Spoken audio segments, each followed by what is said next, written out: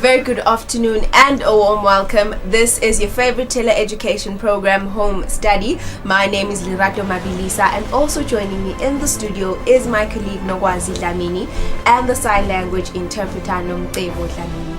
A very good afternoon, Gwazi. How are you today? A very good afternoon, Lerato. I'm doing really good. A very good afternoon to our viewers back at home. We are hoping that you are well on this beautiful Thursday, very hot Thursday afternoon. We hope that you are ready for your day of learning, and this is what your day looks like today. From 2 p.m. until 2:30 p.m. we have the grade 0 lesson, and the topic is uses of animals. From 2:30 p.m. until 3 p.m. we have the grade 3 and 4 lesson, which is practical art, and the topic is keeping the environment clean. From 3 p.m. until 3:30 p.m. we have English language for the grades 5 and 6, and the topic is punctuation. From 3:30 p.m. until 4 p.m. we have mathematics for the Form 1s and the Form 2s, and the topic is addition and subtraction of directed numbers. From 4 p.m. until 4:30 p.m. we have Eswatini for the Form 4s, and the topic is emasu ekungenisa indzaba. From 4:30 p.m. until 5 p.m. we have the last lesson for the day, which is for the Form 4s, and that is English language, and the topic is writing a formal letter. Oh yes, dear viewer, and just a quick reminder that we have social media platforms, which are YouTube and Facebook, where we are live from 2 p.m. until 5 p.m. And please do not forget to click that subscribe button so that whenever we are live, you get a notification. Yes, of course, and a reminder about our WhatsApp number that you guys can use to text us any questions that you might have. Now let's get ready for the very fun grade 0 lesson. Grade 0s, I hope that you are ready. Coming up next is your lesson. Lerato will be taking you guys through that. We will be right back after this.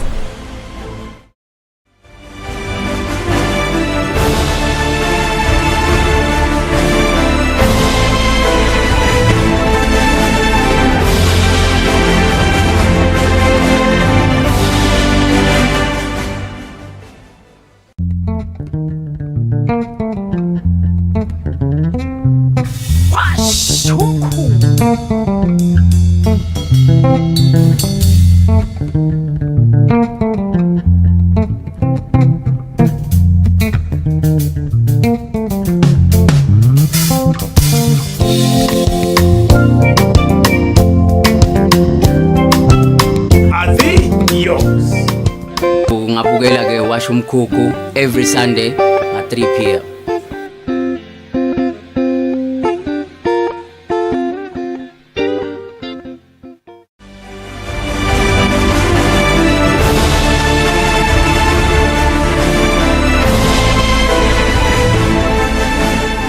Welcome, grade 0s. This is the first lesson for today, and you are learning about the uses of animals with teacher Tracy Smith. My name is Lerato Mabilisa, and also joining me in the studio is our sign language interpreter Nomtebo Dlamini. A very good afternoon, teacher Tracy. How are you today? Good afternoon, Lerato. I'm good. How are you? I'm alright. So today's topic is the uses and products of animals. Yes. What would you... By the end of the lesson, the learners should be able to list the different uses of animals and products that we get from animals. They should be able to recognize the letter of the week and the number 9, and also recognize the shape and the color of the week. Okay, without wasting any time, please begin your lesson. Thank you so much. Good afternoon, learners at home. I hope you are going to enjoy your stay with me today again. So today we're not going to do the days of the week, but we are going to do the seasons of the year. So how many seasons do we have in a year? Can you tell me?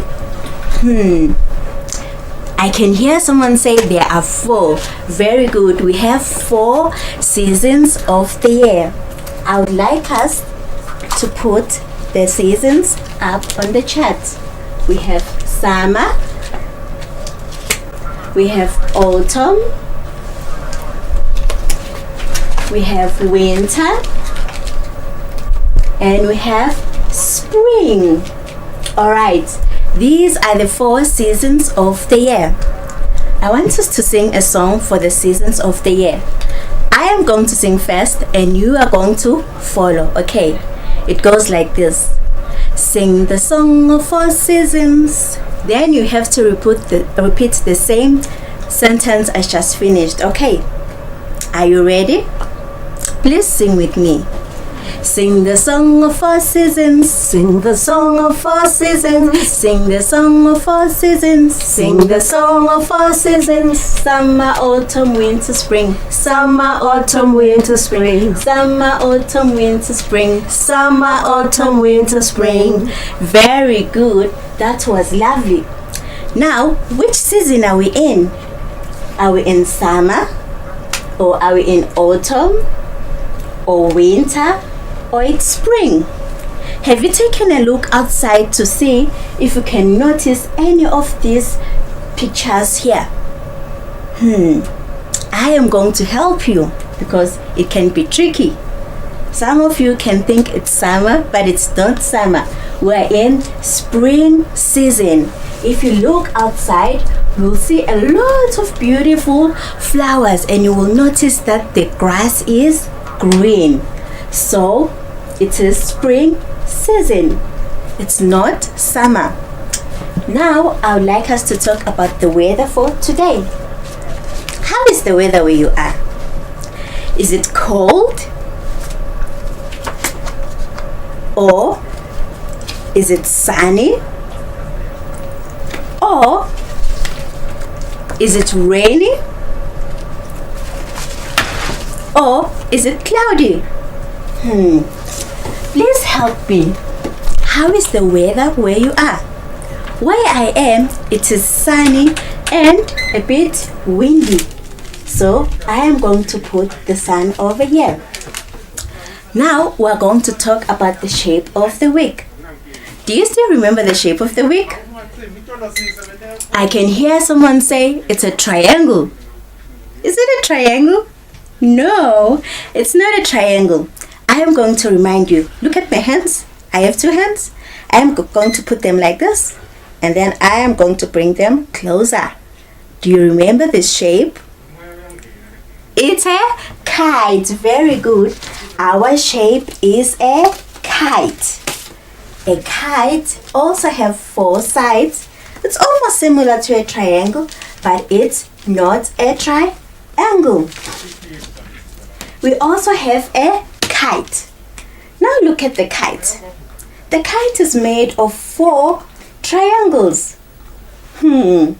How cool is that? Very cool.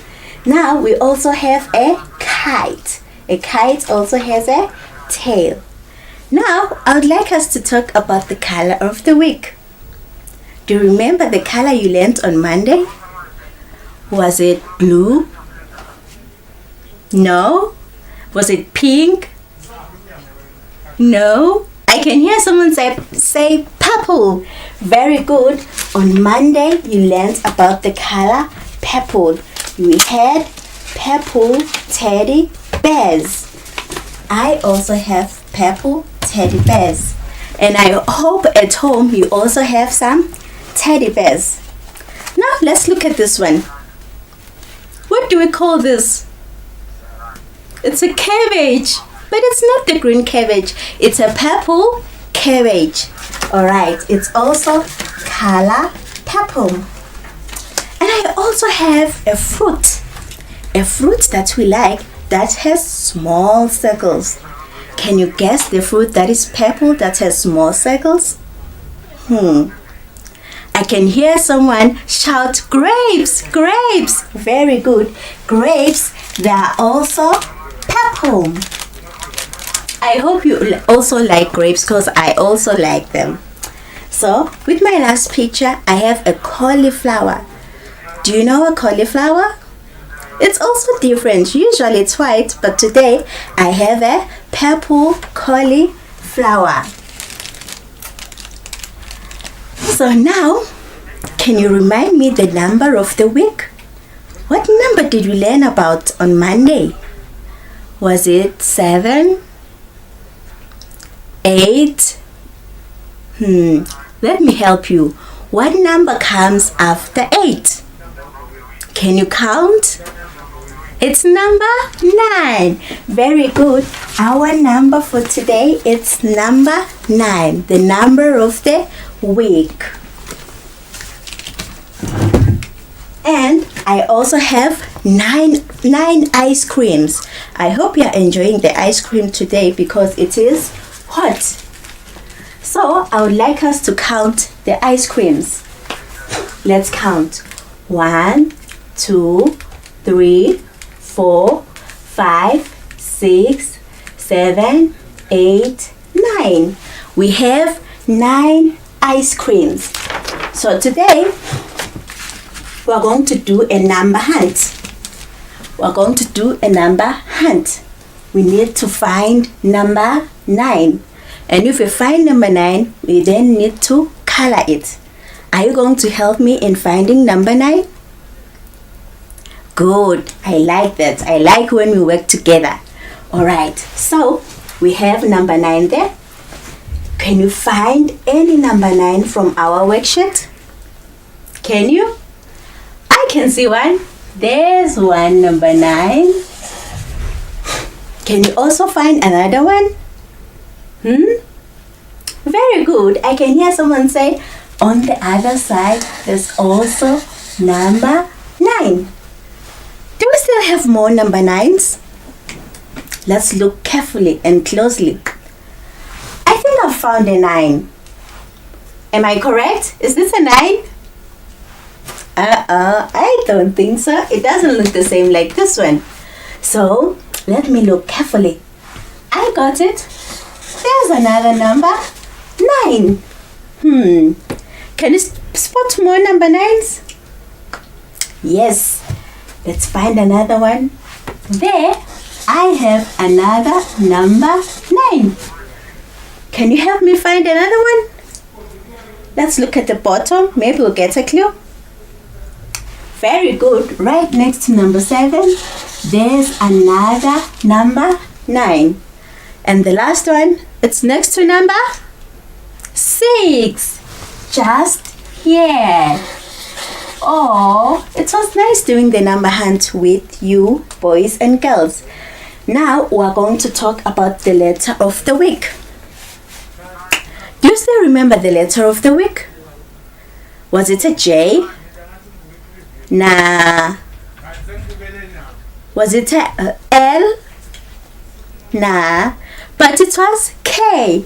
We learned about letter K. Here we have big K and we have small k.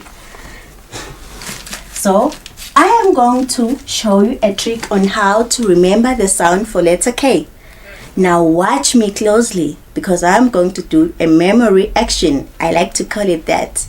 So the sound for letter K goes like this. Can you do it with me? Are you ready? Again? Very good. That's how we do the sound for letter K. Now we're going to look at pictures that begins with K. Remember we learned about baby animals. Which baby animals begin with the letter K? Do you remember? I can hear someone say a kitten. A kitten begins with letter K. Now, can you think of another baby animal that begins with letter K? I'm going to give you a moment. Think carefully. Baby animals, I hope you still remember. We have a kid. A kid also begins with letter K. So, now look who I have. Do you know this person? I can hear someone say it's the king, the king, the king. Very good. Also, king begins with letter K. So we have King Mswati III. Alright. Now we are going to talk about the uses and products of animals. Remember we talked about different ways of taking care of animals. I hope you still remember. So today we're going to find out why we need to take care of animals. Either it's wild animals or it's domestic animals. I have a chicken. Can you help me? What do we get from a chicken? I can hear someone say eggs. Eggs. Very good. We get eggs from a chicken. But we don't only get eggs, we also get meat. And the feathers, we use them for making pillows. Alright. The next one, I have a crocodile. I wonder if you know what we use crocodile for. And I also have a snake. How can these animals provide us with? Because they are scary. Guess what? From this animal, we use their skin. Now we're going to look at products that we get from this animal's skin. I have a belt. A belt that is made from the snake skin. I also have shoes. Shoes that are also made from the animal's skin. I also have a handbag that is made from the animal skin. But it's not only just these items that we have that are made from the animal skin. We have lots and lots, from jackets to handbags to coats. That a lot. I'm sure you also have a leather jacket at home. So our next animal is a sheep. What do we get from a sheep? What can it possibly provide us with? It could be meat. You could enjoy a lamb curry from the sheep. And also, we use its wool. We use its wool. They shave it and make it and change it to thread so that they can sew us some nice clothes. I also have a donkey and a horse. How can this animal be useful to us? Guess what? These animals can help us carry goods.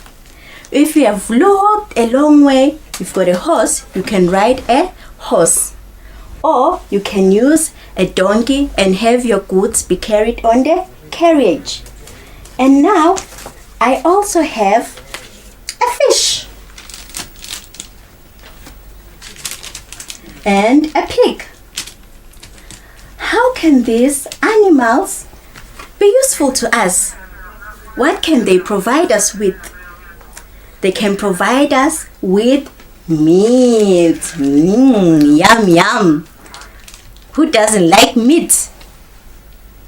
I know there are people who do not eat meat at all, but some, they eat meat. So some animals provide us with meat. It could be different meat. From pig we get pork, and we have fish, and from a cow we also have beef, and we have chicken meat. And lastly, I have a cow. What do we get from a cow? Do we get eggs? No, we do not get eggs, but from a cow we get milk. Very good, we get milk. Cows provide us with milk. But not only milk, just as I mentioned on the meat side, it also provides us with meat, which we call beef.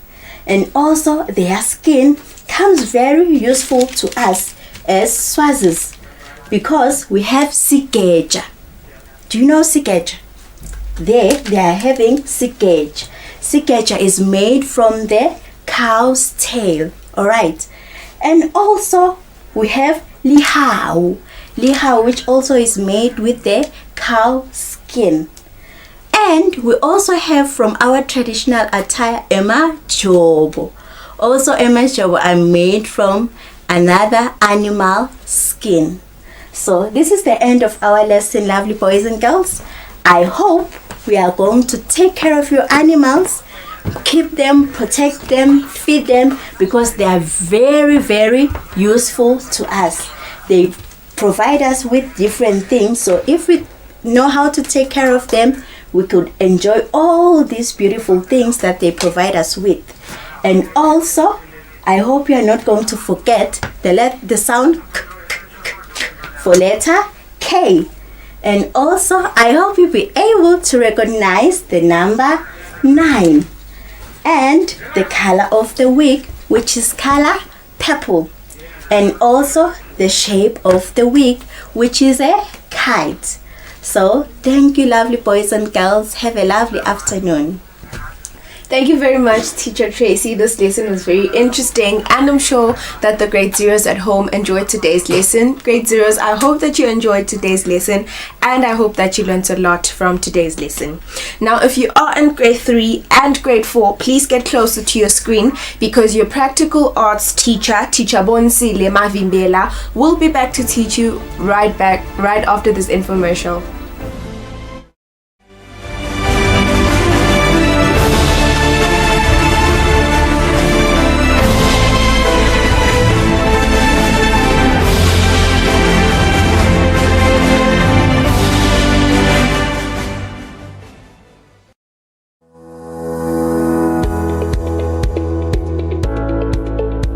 Why should we pay our TV license? The content on our local television is actually more up to date. The industry is enhanced. It is a criminal offense not to pay your TV license and attracts a fine of 500 emalangeni or 6 months imprisonment. And the industry is definitely blooming, ladies and gentlemen, so that's what we have for you. But we'll be right back just after the break, and we'll give you more of Miss V.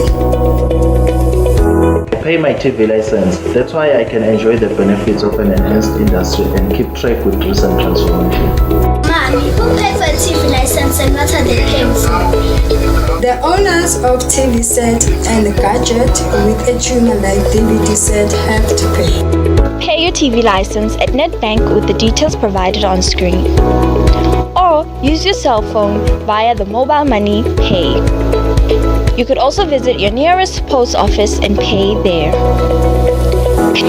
Pay your TV license via Eswatini Mobile Imali. Any TV device retailer can purchase a license to trade. Pay your TV license and enhance the industry.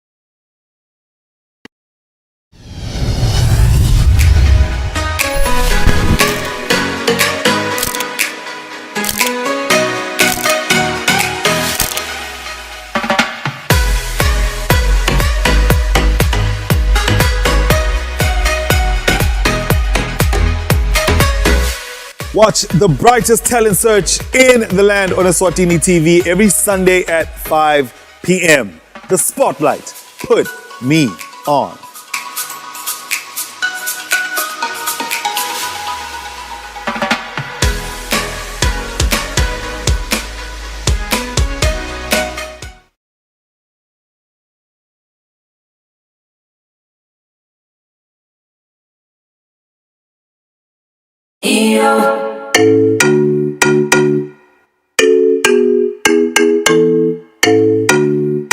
Your favorite music show is back. We're bringing bringing you the hottest music videos and live studio interviews with your favorite celebrities. We're giving you a front row seat to the latest fashion trends as well as your weekend gig guide. Join us live on social media and call in to send in your shout-outs. Catch This Weekend Eswatini every Friday at 5:30 p.m. live on Eswatini TV.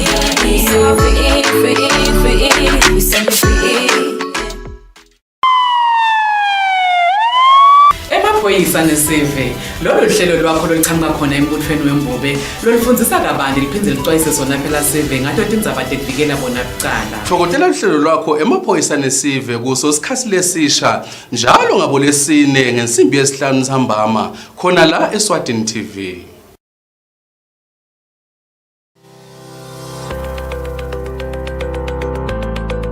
Kutibulala is not a solution.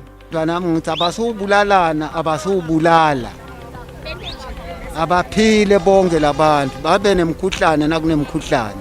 Abantu abafuni kuthola ema-advices kulabanye abayi kuyofuna ama-advices kulabanye uthi umuntu unama-advisor lokule sengikudecide kanti-ke nemthandazo nokuthandaza kakhulu kuyasida empilweni kuthandaza ukholwa nje empilweni kuyasida kakhulu. Ngithi mina abantu bangathi bulala ngoya labo kulabo bakasaga inombolo yamahhala lemaphoyisa amahhala uyakulaka kusitha nje nambuya ngikhulumubeda akusiyasitakana siyatsingana onke malanga silekelelane nawe uva ngathi inkinga zetinkulu kakhulu kunawe cela sito la ungathola khona cube kuphila kwenda lokuthi babulalane abantu lesinye isikhathi lokuthi athi indu yakhe uvana kwakho nemlovana naye ukuthi sekwendeke niphatha kusho ukuthi impilo seyiphelile. Mawufuna lisito shayela 999 noma quadri 9 noma uye kuleyo ndzawo locabanga ukuthi lusito ungalithola khona.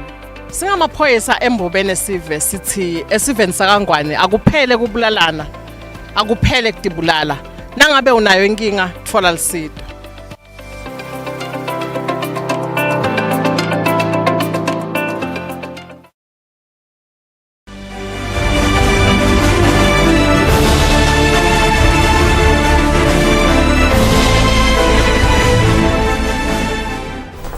Welcome grade 3s and 4s. This is the second subject for today and you are learning practical art with teacher Bonsile Mavimbela and the topic for today is keeping the environment clean. My name is Lirato Mabilisa and also joining me in the studio is the sign language interpreter Nompumelelo Hatebe. A very good afternoon teacher Bonsile. How are you today? Afternoon Lirato, how are you? I'm alright. So today's topic is keeping the environment clean. Yes. What do you expect the viewer to have learned by the end of this lesson? Okay, by the end of the lesson, I expect my learners to identify items that may dirty the environment, to talk about the need of keeping the environment clean, and also to clean up their home surroundings. Okay, thank you very much, ma'am. Without wasting any time, please begin your lesson. Greetings to all grade 4 learners. With you is teacher Bonsile Mavimbela, who is going to teach you grade 4 practical art. Before we start the lesson, I would like you to have your practical art workbook, pen, ruler, pencil, as well as an exercise book for taking some notes.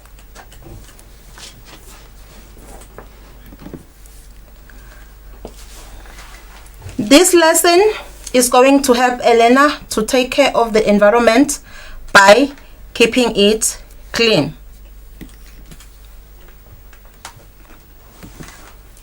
So our lesson objectives are: by the end of the lesson, I expect Elena to be able to identify items that dirty the environment. Talk about the need to keep the environment clean. Clean up the home surroundings.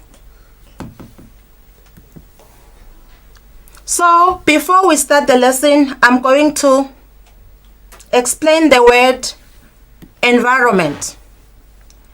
By the word environment, environment consists of the following. It consists of air, water, and land. So when we talk of the environment, it consists of air, water, and land. It is everything we see around, such as trees, plants, flowers, animals like birds, and people. It also provides us with air that we breathe. It also provides us with water that we drink. It also provides us with food that we eat.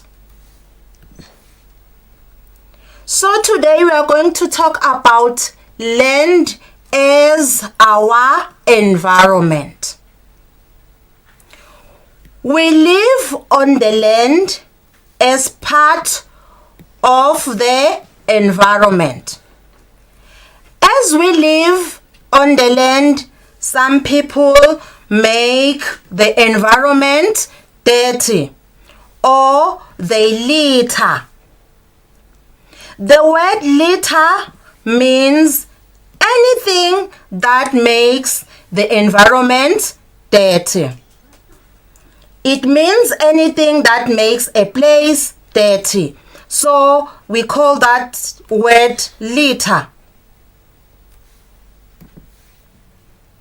Items that may cause a place dirty may include things that are often thrown, like papers, plastic bags, fruit and vegetable peels, cans. So now I want us to talk about the things that we all know. Let's say there are some events that are taking place in your school. So these events may include ball games, athletics, speech and prize giving day, culture day, and farewell functions. You can agree with me, my dear learner at home, that if these events have taken place at your school, they may leave the school covered with litter. People in these events, they are likely to leave the place dirty. And in some cases, people they dirty the environment by relieving themselves in the forest. And this is not a good thing because that may attract flies, which may in turn cause germs in the food we eat. Some people, they throw rubbish while a car or a bus is moving. This is a very dangerous thing, as it may cause accidents. And in some cases, some people, they litter in their school buses, and others in their classrooms and around the school yard. Even at home, some they throw rubbish anyhow. So a question may come out. Is there anyone who likes to live in a dirty environment? The answer is no. So, we all like to live in a beautiful and clean environment.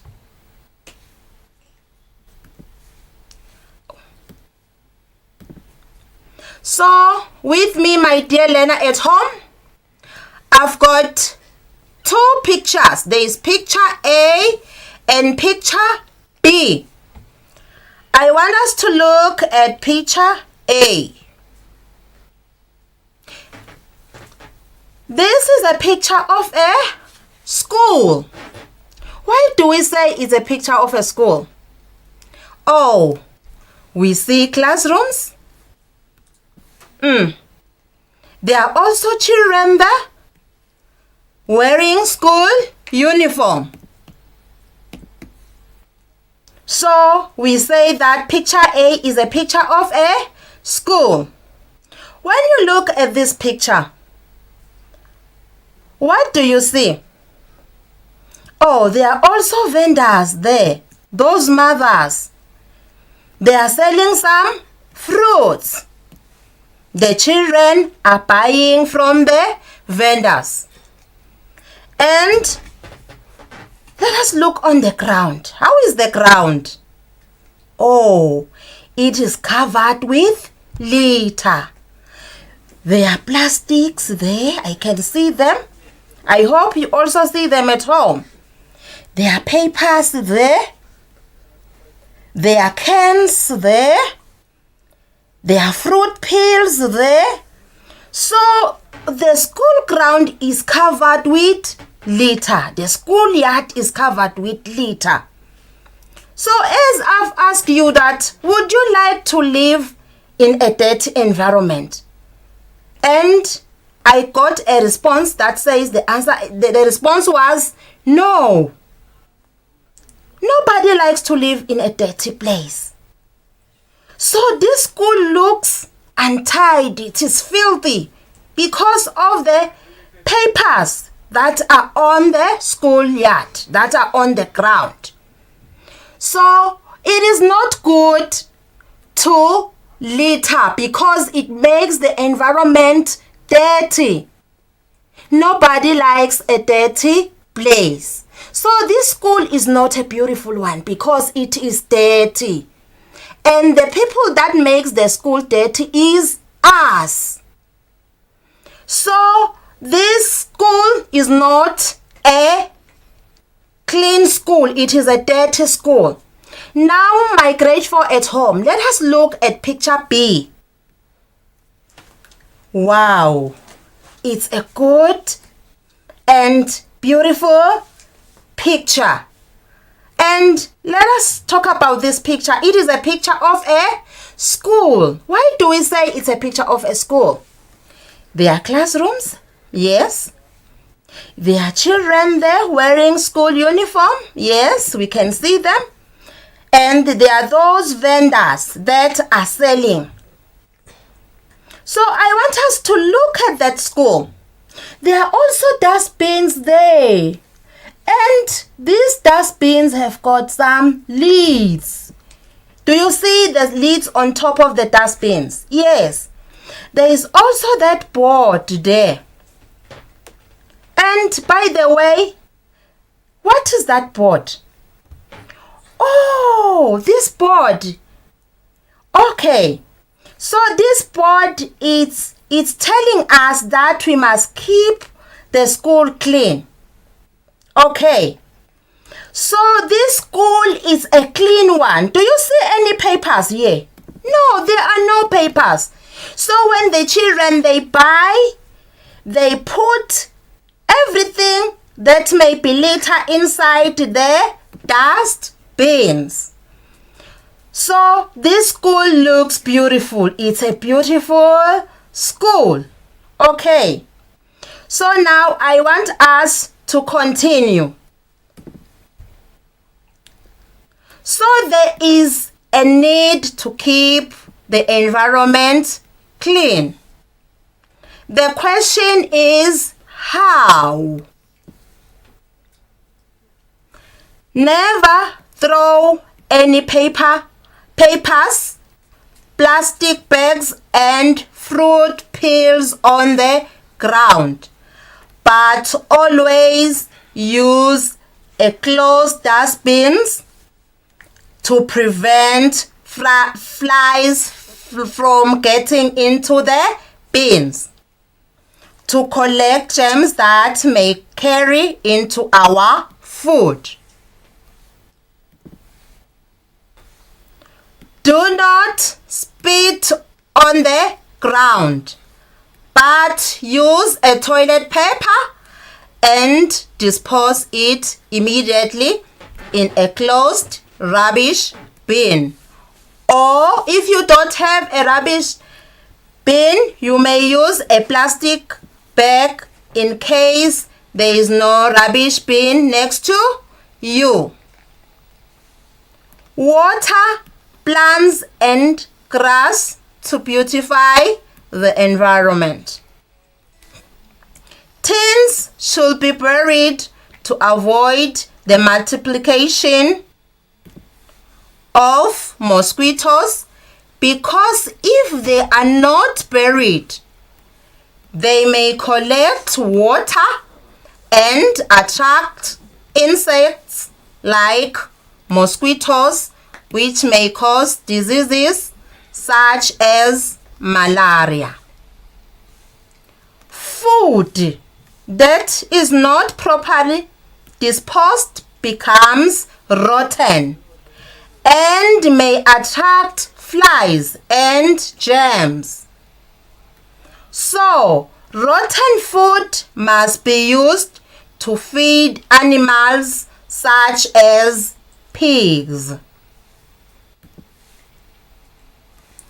Schools should have an environmental clubs that will teach learners on how to take care of the environment. Again, make posters to make everyone aware of littering, like the school B, which we have looked at in picture B. There is a poster there, and I know that you have learned about a poster in grade 3. How to make a poster. We said that a poster makes everyone to be aware of what is happening. It is a message that gives everyone of what is happening. So we say that a poster must be made so that anyone who is entering the school should see that you must keep the school clean. So there should also be provision of dustbins inside the classrooms and around the school yard. Vendors that sell during break and after school should provide dustbins or refuse bags for throwing rubbish. Uncles. When I'm talking about uncles, I'm talking about bomalume. Those that ferry learners should provide refuse bags where children can throw in rubbish. Homes should provide rubbish pit where rubbish can be disposed, and pit latrines to relieve yourself than using the forest. So now, my dear learner at home, I want us to do this activity together. It is saying, the topic says caring for our environment. There are words there. Before we do this activity, this is a puzzle, And I know that you know it because you did it in grade 3. So you also did lines in grade 2. So you know that these are vertical lines. And these are horizontal lines. So we are going to do this puzzle together. But I'm not going to do the whole of it. I'm going to do part of it. Then the rest, you are going to do it alone at home. So before we do the puzzle, I would like us to look at these words. Germs, fruit peels, tins, diseases, flies, mosquitoes, papers, plastic bags. So I'm going to do germs, tins, and plastic bags. Then the rest, we are going to do it on your own. So now we are going to look at the first word, which is germs. So here is our first word, germs. Yes. Then we are going to look at tins. The word tins. Oh, here is the word tins. And then the last word is plastic bags. Plastic bags. Where is the word? Plastic bags. Oh, I don't see the word. My learners, please help me. Where is the word? Yeah, a puzzle is like that. You have to look for the word. Here is the word. Plastic bags. Plastic bags. Okay. So, the rest of the words, you are going to do them on your own. I hope you are going to find them. So now I want us to move on to activity 2. This is an activity that I want you to do it at home, while you are at home. Before we do it, I want you to look around you. If there is anything that makes the place you are at dirty, please, may you please collect it. And then I want you to do this activity with an adult. You are going to have plastic gloves. If you don't have them, you can use plastic bags. Put them on your hand and get yourself a refuse bag. If you don't have a refuse bag, you may use a sack. With the help of an adult, walk around your home and collect anything that makes your home surroundings dirty. And then put all the rubbish in a refuse bag. If you don't have the refuse bag, use the sack and throw it in a rubbish pit, as well as the gloves or the plastic bags after you are done collecting. And then you ask the adult to burn the rubbish and wait until it burns into ashes. After that, wash your hands with soap and running water for about 20 seconds. As we know that we have got this pandemic that is affecting the whole world, not only Swaziland. So it is very important that, my dear learner, we keep our hands clean by washing them with running water and soap, so that we may to avoid the spread of this disease. So I would like you to do this exercise. Please be faithful. We wash the hands with soap and running water for 20 seconds. You take time to wash your hands so that they are germ free. So, in conclusion, my dear Lena, the environment belongs to all of us. Therefore, let us keep it clean at all times.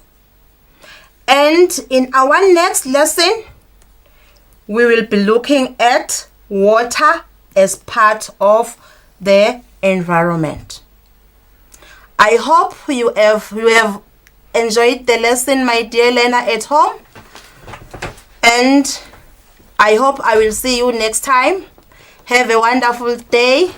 Goodbye. Thank you very much, Teacher Bonsile. Thank you very much, grade 3s and 4s, for watching. I hope that you enjoyed your practical arts lesson, and I hope that you are going to be faithful and wash your hands, just like Ma'am Bonsile has said. Now, if you are in grade 5 and grade 6, please get closer to your screen, because your English language teacher, Mr. Themba Dlamini, will be here to teach you about punctuation. So do not go anywhere. Grab a snack, because we will be back right after this infomercial.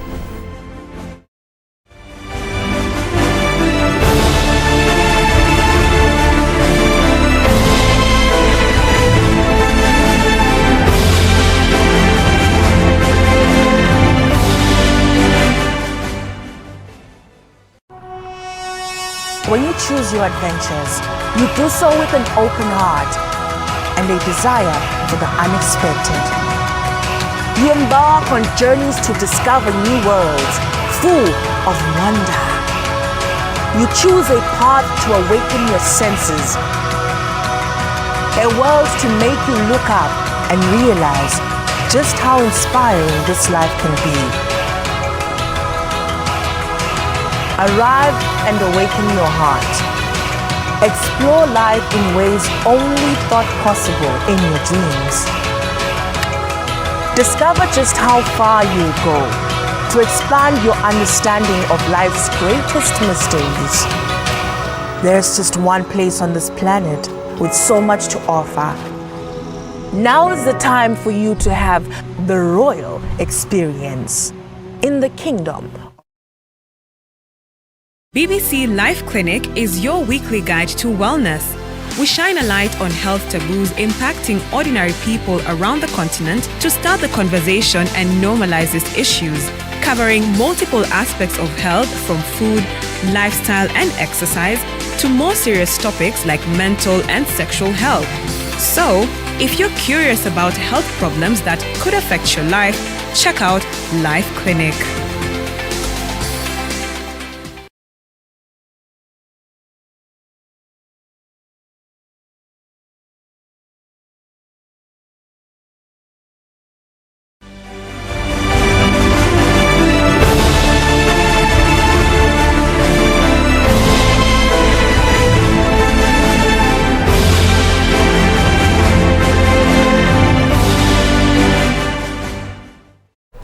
Grade 5s and 6s, welcome. This is the third lesson for today, and you are learning English language with Mr. Themba Dlamini. The topic for today is punctuation. My name is Lerato Mabilisa, and also joining me in the studio is the sign language interpreter, Nompumelelo Hadebe. Mr. Dlamini, a very good afternoon. How are you today? I'm fine, Lerato. How are you? I'm all right. So today's topic is punctuation. Yes, today's topic is punctuation. Yes, you're right. Okay. Yes. What do you expect the grade 5s and 6 learners to have learned by the end of this lesson? By the end of this lesson, I expect my learners to have learned a lot of things in as far as punctuation is concerned. We normally say when you write or when you talk without using correct punctuation marks, whatever you are doing, be it the text or be it your speech, it becomes less interesting to the other people to listen or to read. So today I am here to teach them how to do punctuation so that when they write or when they speak, they use correct punctuation marks. Okay, without wasting any of your time, please begin your English language lesson. Thank you very much, Lerato. Let me take this opportunity to greet my grade 6 and 5s back at home. Today I am here to teach you about punctuation, which is going to lead us to talk about punctuation marks. As I've already said to Lerato that punctuation is very important. That is why we are supposed to learn about punctuation. But first and foremost, good people, before we can go further, let us start by looking at why exactly are we supposed to look or to do punctuation. So here we are saying punctuation helps us, this is the key word here, it helps us to become skilled and effective writers, as it aids. In other words, when you say it aids, you mean it helps or it gives clarity in terms of meaning in a written work. So we are saying when you are using correct punctuation, your work is going to be clear and it is going to add more interest to the person who is reading. And then secondly, we are saying it helps us know the different types of punctuation marks. This is to say, we have got different types of punctuation marks, which we are going to look at them today. So it helps us know the different types of punctuation marks and also know how and when to use them when writing. So when it says know how and when to use them, it means you do not have to use punctuation marks anywhere, anyhow, but you need to know where exactly are you supposed to use those punctuation marks and why. Now, let us move on to look at the objectives of our lesson today. We are saying at the end of this lesson, I expect you to be able to define punctuation. So here we cannot talk about the punctuation when we do not know what exactly it is. So we need to define punctuation. Secondly, we are supposed to identify the different punctuation marks. So we have got numerous punctuation marks, which we are going to see as we continue talking about in this lesson. And lastly, we are supposed to correctly use punctuation marks in sentences. This word here is very important. We are supposed to correctly, not just to use punctuation marks anyhow, but let us use these punctuation marks correctly because they aid meaning. They make whatever we are writing to be clear. Now, as usual, these are the three things which we are going to need: our textbooks, and obviously we are going to need a pen to write, and we are going to need an exercise book to write on. Now, let us begin our lesson by defining what this punctuation we are talking about is. So here we are saying punctuation is the marks or the signs in written text to clarify meaning in a sentence. When we talk about clarify, we mean to make clear the meaning which you are trying to put across in whatever you are writing. Number two, we are saying example of these punctuation marks include the following. They include capitalization. So we know what capitalization is since from grade 1 we've been talking about capitalization. So we are going to see how it works. We are going to talk about full stop, question mark, an exclamation mark, comma, colon, semicolon, and apostrophe, question marks, hyphen, and other more of this punctuation marks. So we are saying here, these punctuation marks are used in writing to separate sentences. That is very important, to separate sentences. You are going to see as we do some examples here how some of these punctuation marks, such as the comma, separate sentences, and to clarify meaning. We are emphasizing on this one, and to make the meaning clearer. Now, correct use of these punctuation marks make your writing easier to read and more appealing. More appealing means more interesting. That is to say, if you have used this punctuation marks correctly, whosoever is reading, be it your composition, be it your letter or your dialogue, is going to find it easier to read, because these punctuation marks are telling him or her how to read whatever you have written there. And also, if you have used them correct, you are going to add some interest to the person who is reading your work. Now, before we can talk more about these punctuation marks, which we are going to be talking about here, I would love us to look at these two paragraphs here. This is the first one. We are also going to see the second one as we continue. Now, can we read these paragraphs together?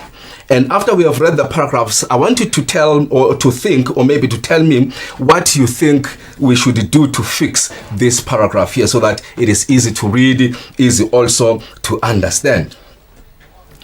It says, I felt ill, so I had to go and see Dr. Lamini. He works at the health center. I showed him my tummy and he said that he would give me some medicine. It tasted disgusting.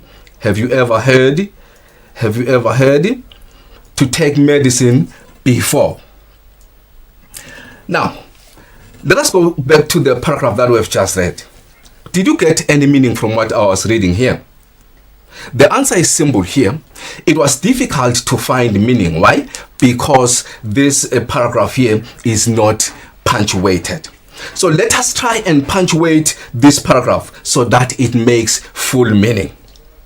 Now, from grade 1, as I've mentioned earlier on, you did talk about capital letters, and we said whenever you begin a sentence, you start with a capital letter. Hence, in this sentence here, we need to make this I a capital letter, and it reads, I felt ill, so I had to go and see Dr. Lamini. So here, as we have put the capital letter here, again, we are saying every time you come across this pronoun I here, it has to be a what? It has to be a capital letter all the time. This pronoun I, it has to be a capital letter. I had to go and see Dr. Lamini. Now, doctor here, these are proper nouns, so it means the DR here for doctor has to be a capital letter, and the D here for the surname Lamini has also to be a capital letter. And then this is the end of the, if you read, I felt ill, so I had to go and see Dr. Lamini. So this sentence ends here. So we are saying where the sentence is ending, you should show by putting a full stop. So this is a full stop. Now we are beginning a new sentence here. It means we have to put a capital letter, as I've said, and then you say he works at the health center here. Again, this is a proper noun, so the H for health has to be a capital letter, and the C for center has to be a capital letter. So it says he works at the health center, full stop. Now again, we are starting a new sentence. We are saying you use a capital letter, which means this pronoun I is supposed to be a capital letter. It says, I showed him my tummy and he said that he would give me some medicine. This is the end of the sentence. Now, after medicine, we are seeing the beginning of a new sentence, which means therefore the I for it has to be a capital letter. So it says it tasted disgusting, full stop here. Now, after disgusting, you need to start a new sentence. Remember, we said to use a capital letter, so you have to put the capital letter H so that it reads, have you ever heard to take medicine before? This is the last sentence here is a question, so we are saying if it is a question, you put a what? A full stop. Now, once you put, you put a question mark. Now, once you put this question mark here, you do not need to go forward and put a full stop at the end. As I said, at the end of each sentence, you have to put a full stop. But once you have put the question mark here, you are done, good people. So we are saying, make sure you just put the question mark if that sentence is a question. Let us move on again to paragraph number 2. Now it is going to be easier for us because we have done paragraph number 1.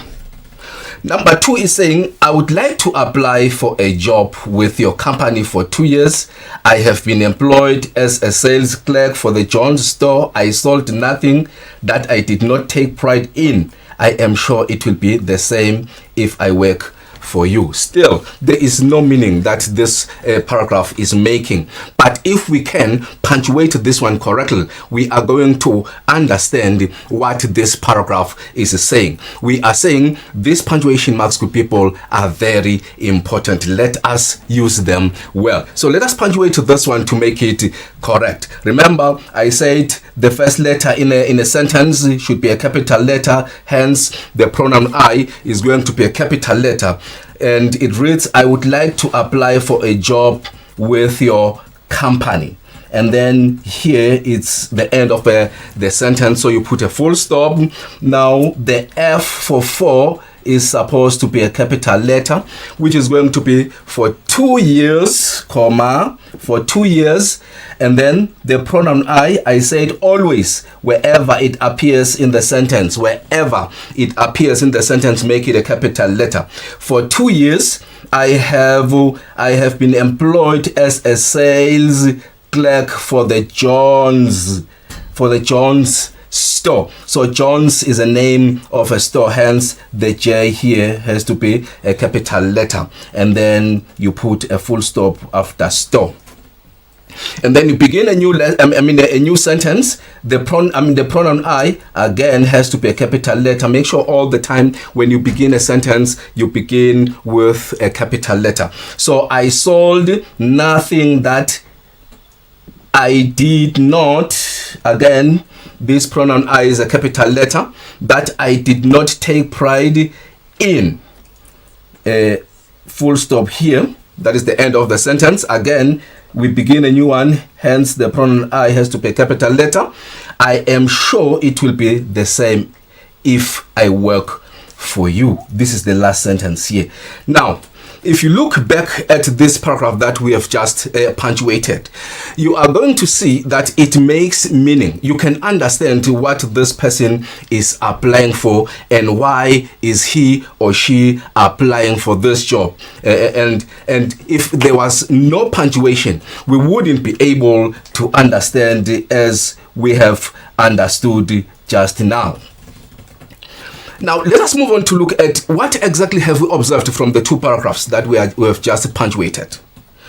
Now, we have observed that capital letters are used at the beginning of sentences. So this is important, good people. All the time, whenever you are writing, be it your composition, letters, whatsoever, all the time when you begin a sentence or a new sentence, make sure you begin there with a capital letter. Once you begin with a small letter, that sentence become wrong. And then secondly, we are saying the pronoun I should be a capital letter wherever it appears in a sentence. We have seen in the 2 paragraphs that wherever we came across the pronoun I, we were capitalizing it. This is to say, therefore, whenever or wherever you intend to write using this pronoun I in your text, make sure it is always a capital letter. Always a capital letter. And then we are saying capital letters are used to begin proper nouns. So here, when we are talking about proper nouns, we are talking about names of people. We have seen in the 2 passages, we capitalized these proper nouns. So whenever you are writing and you intend to write a name of a person, a name of a place, make sure you capitalize the first letter of the name of the person if you are writing a name of a person, or maybe you are writing a name of a place. Make sure you capitalize the first letter there. Again, if we can just give a note of other places where you capitalize, which are not mentioned in the two paragraphs. We are saying when you can expected to capitalize when you give names of days of the week. So here you are supposed to give these days of the week in capital letters. For instance, if you are writing Monday, the M for Monday should be a capital letter, and the F for Friday again should be a capital letter. Wherever it appears in your writing, it should be a capital letter. And also names of months. Here, if you are writing names of months, for instance, if you are writing March, the M for March should be a capital letter. The A for April should be a capital letter. So capital letters are very important. And again, we also observed that a full stop is used to end a sentence which is a statement.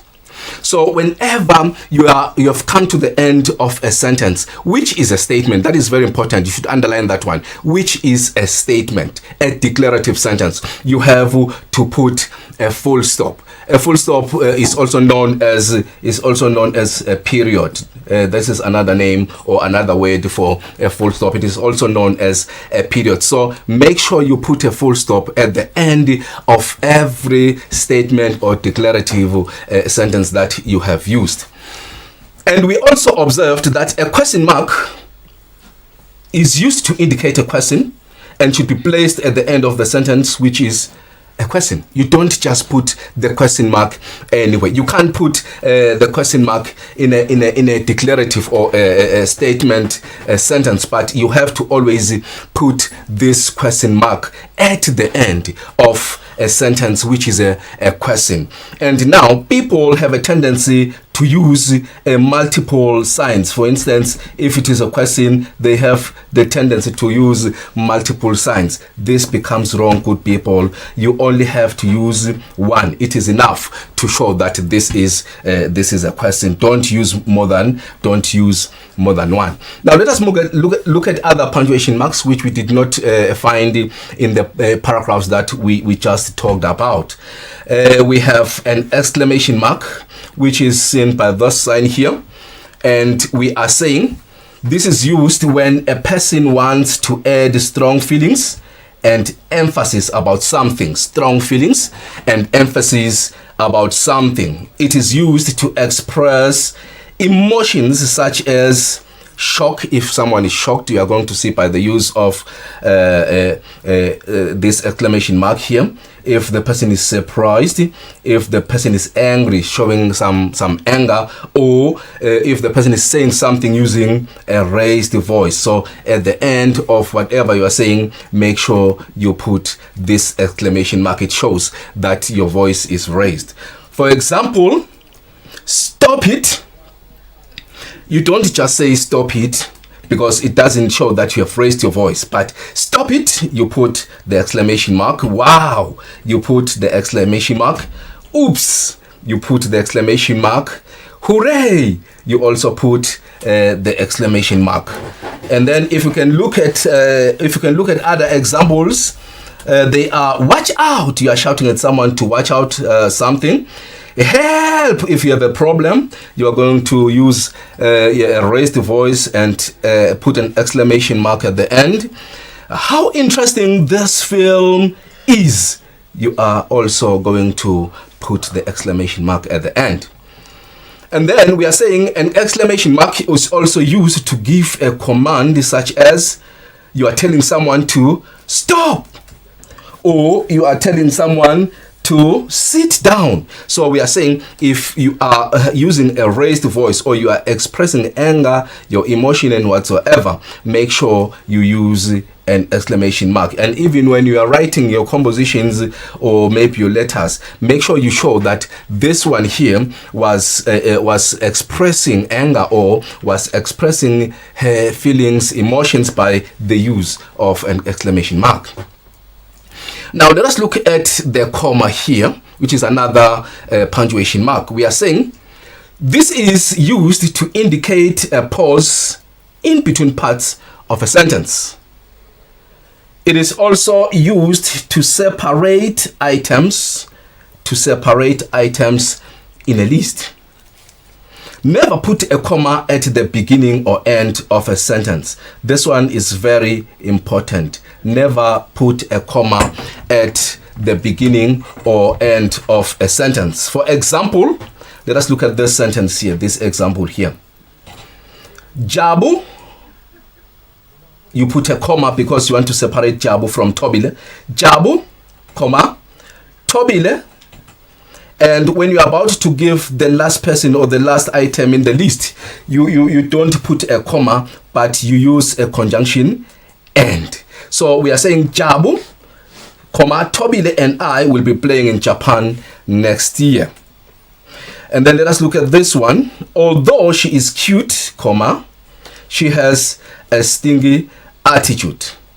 Now, this one here, this comma has not been used to separate items, but this one has been used to put a pause between parts of this sentence here. Although she is cute, comma, she has a stingy attitude. So let us know how to use and when to use commas when we are writing. The next one is a colon. So this punctuation mark consists of two equally sized dots placed one above the other on the same vertical line.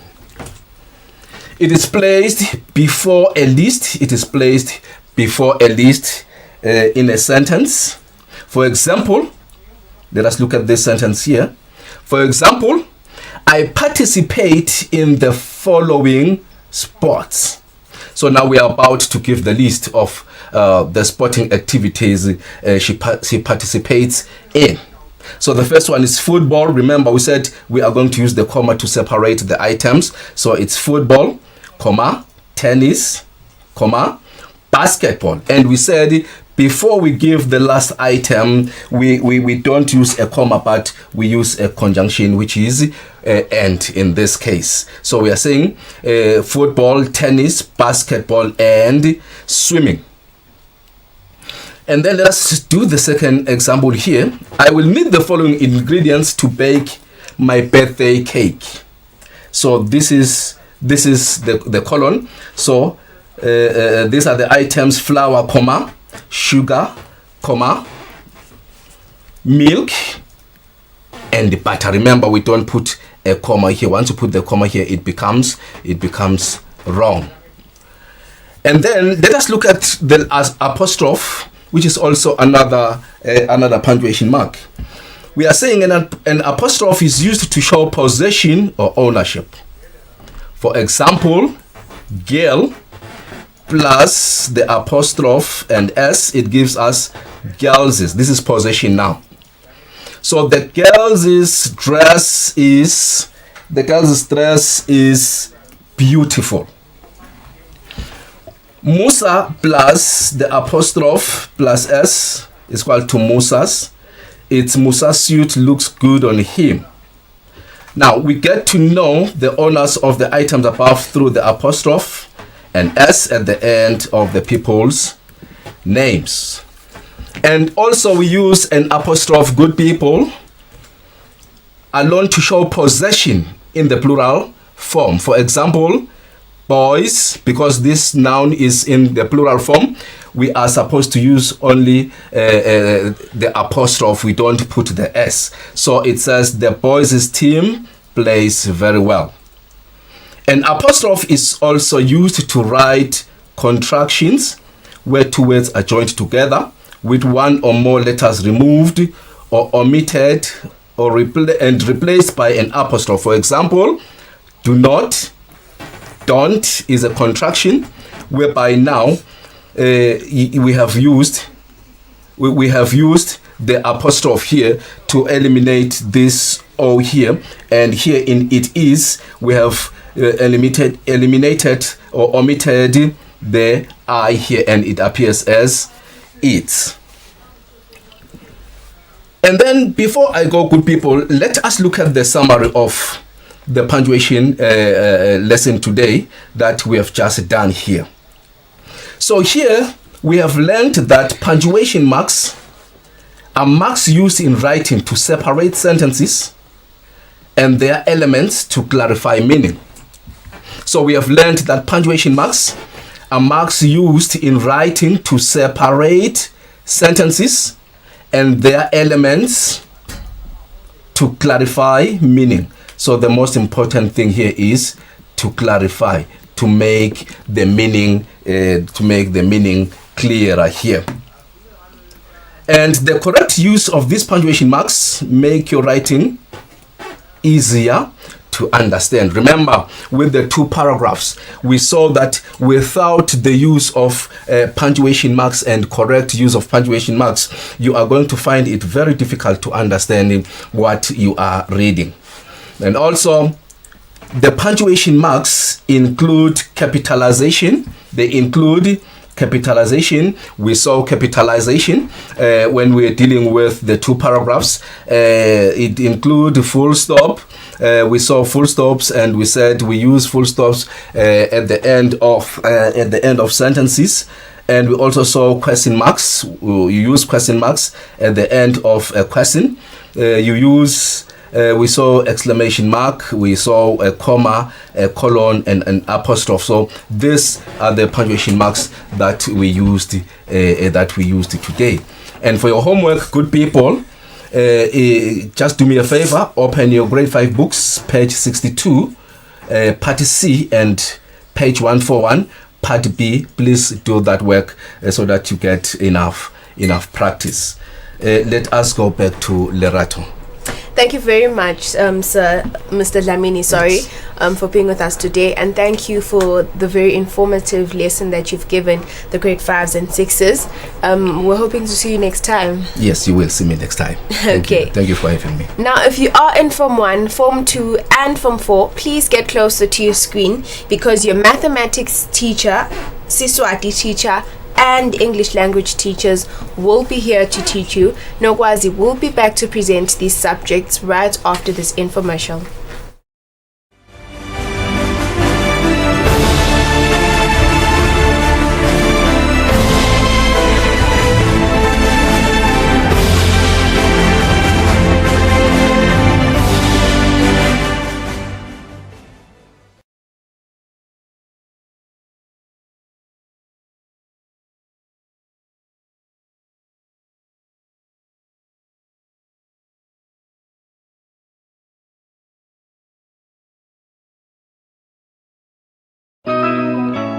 TV license pay and win competition. Fabulous prizes up for grabs. Don't miss out on the TV license pay and win competition. The competition will run from the 30th of September to 10th November 2020. Prizes include set-top boxes, a TV set, DSTV decoders, cash and IT analysis for a winning business.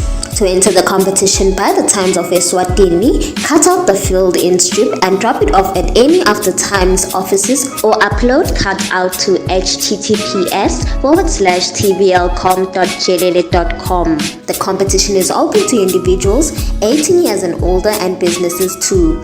Entrants must be in possession of devices which are capable of communication or transmitting or recording TV signals.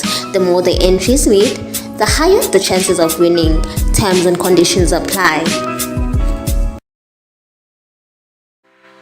Buhle bethu imvelo yethu. Buhle bethu tindzawo tethu. Indalo yashada nemasiko kuhle kwethu. Kuvakasha kwethula umthwalo emahlombe ethu. Hloma ngwane vuka uvakashe indlela uyikhombe etindzaweni tethu. Temvelo nembukiso ungcebeleke uthathe netithombe.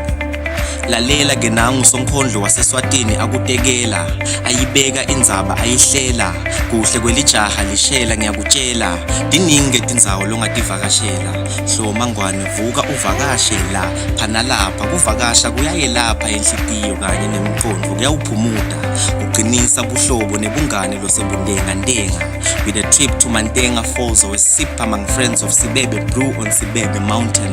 Or perhaps your cup of tea is backpacking and horse riding, sightseeing the seamless streams and springs that stream across the gorgeous valleys of the mountainous kingdoms of Eswatini. We have you covered. Hlo mangwane vuka uvakashe. Buhle bethu yimvelo yethu. Buhle bethu ngabuthola nasebantwini bethu.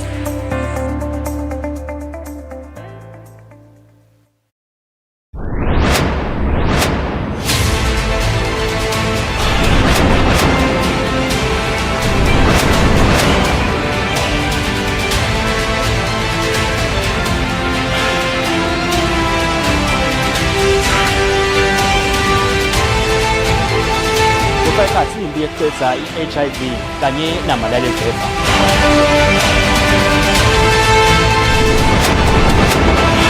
Kubika Sibusiso Ngubane anamba ngwadube lacoma intaba kalavumisa Government of Eswatini TV ngilingithini khule nginamba ngwadube sitemba bani.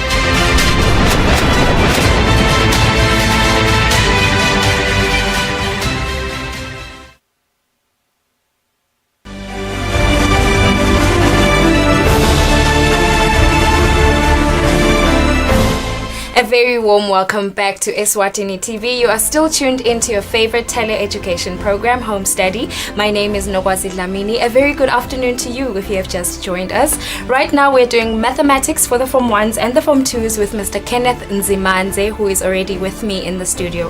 How are you, sir? Oh, I'm very good, Nogwazi, and you? I'm doing very, very well. How's the heat treating you? Well, I'm not complaining. Okay. All right. So I understand today we're doing bearings. Yes. Okay, we had said earlier on that we're doing addition and subtraction of directed numbers, but I'm guessing that's another topic that's coming up. It's a topic that we have already covered, actually. Oh, okay. So I'm the very same person who covered it, but today we are doing bearings. All right, okay, okay. What are you expecting your Form 1s and your Form 2s to have learned by the end of the lesson? Well, I expect them to be able to describe bearings. Mm-hmm. They should also be able to draw diagrams to show given bearings, as well as they should also be able to use scale and bearings to locate positions on a map. All right, okay. Thank you so much, Kenneth, for that. Form 1s and Form 2s, I hope that you are ready for your lesson. And of course, a reminder about our YouTube and our Facebook platforms where we are live right now, where you can join us, you guys. And of course, our WhatsApp number that you guys can use to ask any questions that you might have. Sir, you may please begin with your lesson. Thank you, Nobas. Yes, dear learners, this is what we are expecting you to already have covered. We expect you to know angles as well as cardinal points. What do we mean by cardinal points? Of course, we are talking about your north, south, east, and west. We expect everyone to know those by now. And then, why are we covering this topic of bearings? It is a topic that is very useful when it comes to locating, for instance, ships at sea and airplanes in space. Up in space and on the ocean, there are no signs or physical features that may guide pilots and captains to the right direction. So what they use mainly are the angles relative to the magnetic north. So imagine yourself probably stranded at sea and not knowing where exactly you want to go, except that you know just the compass north. That is what we are going to be looking at.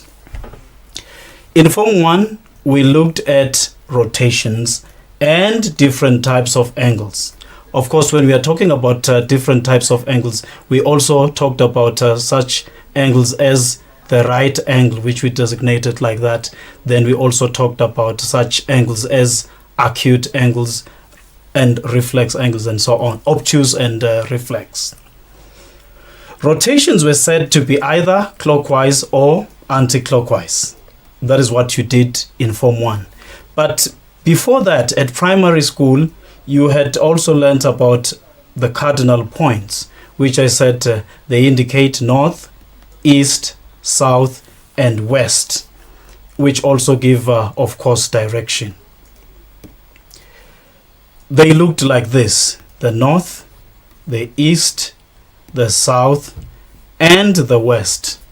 That is what you covered then. And now we are adding something else. The northeast, southeast, southwest, and northwest. And this northwest has nothing to do with the Kardashians, okay?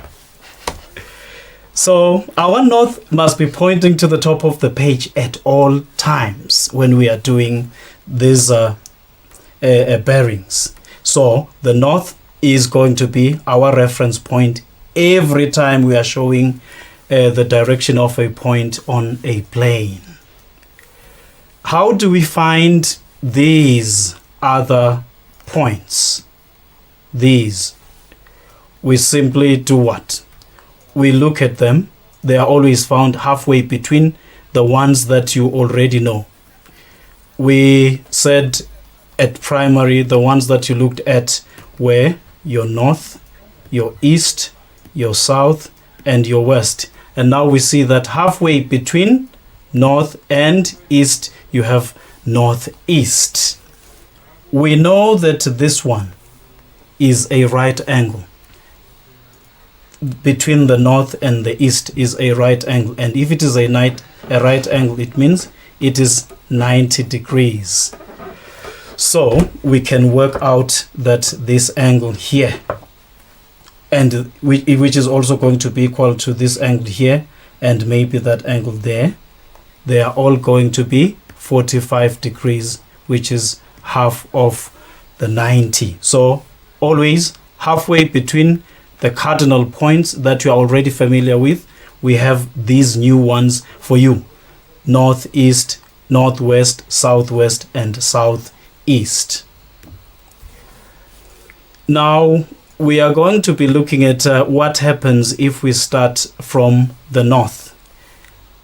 We are using the very same cardinal points. As we have already indicated, from the north, for instance, to east, to here, we would do well to not even use that one, to just put the right angle, for instance, which indicates that this is 90 degrees.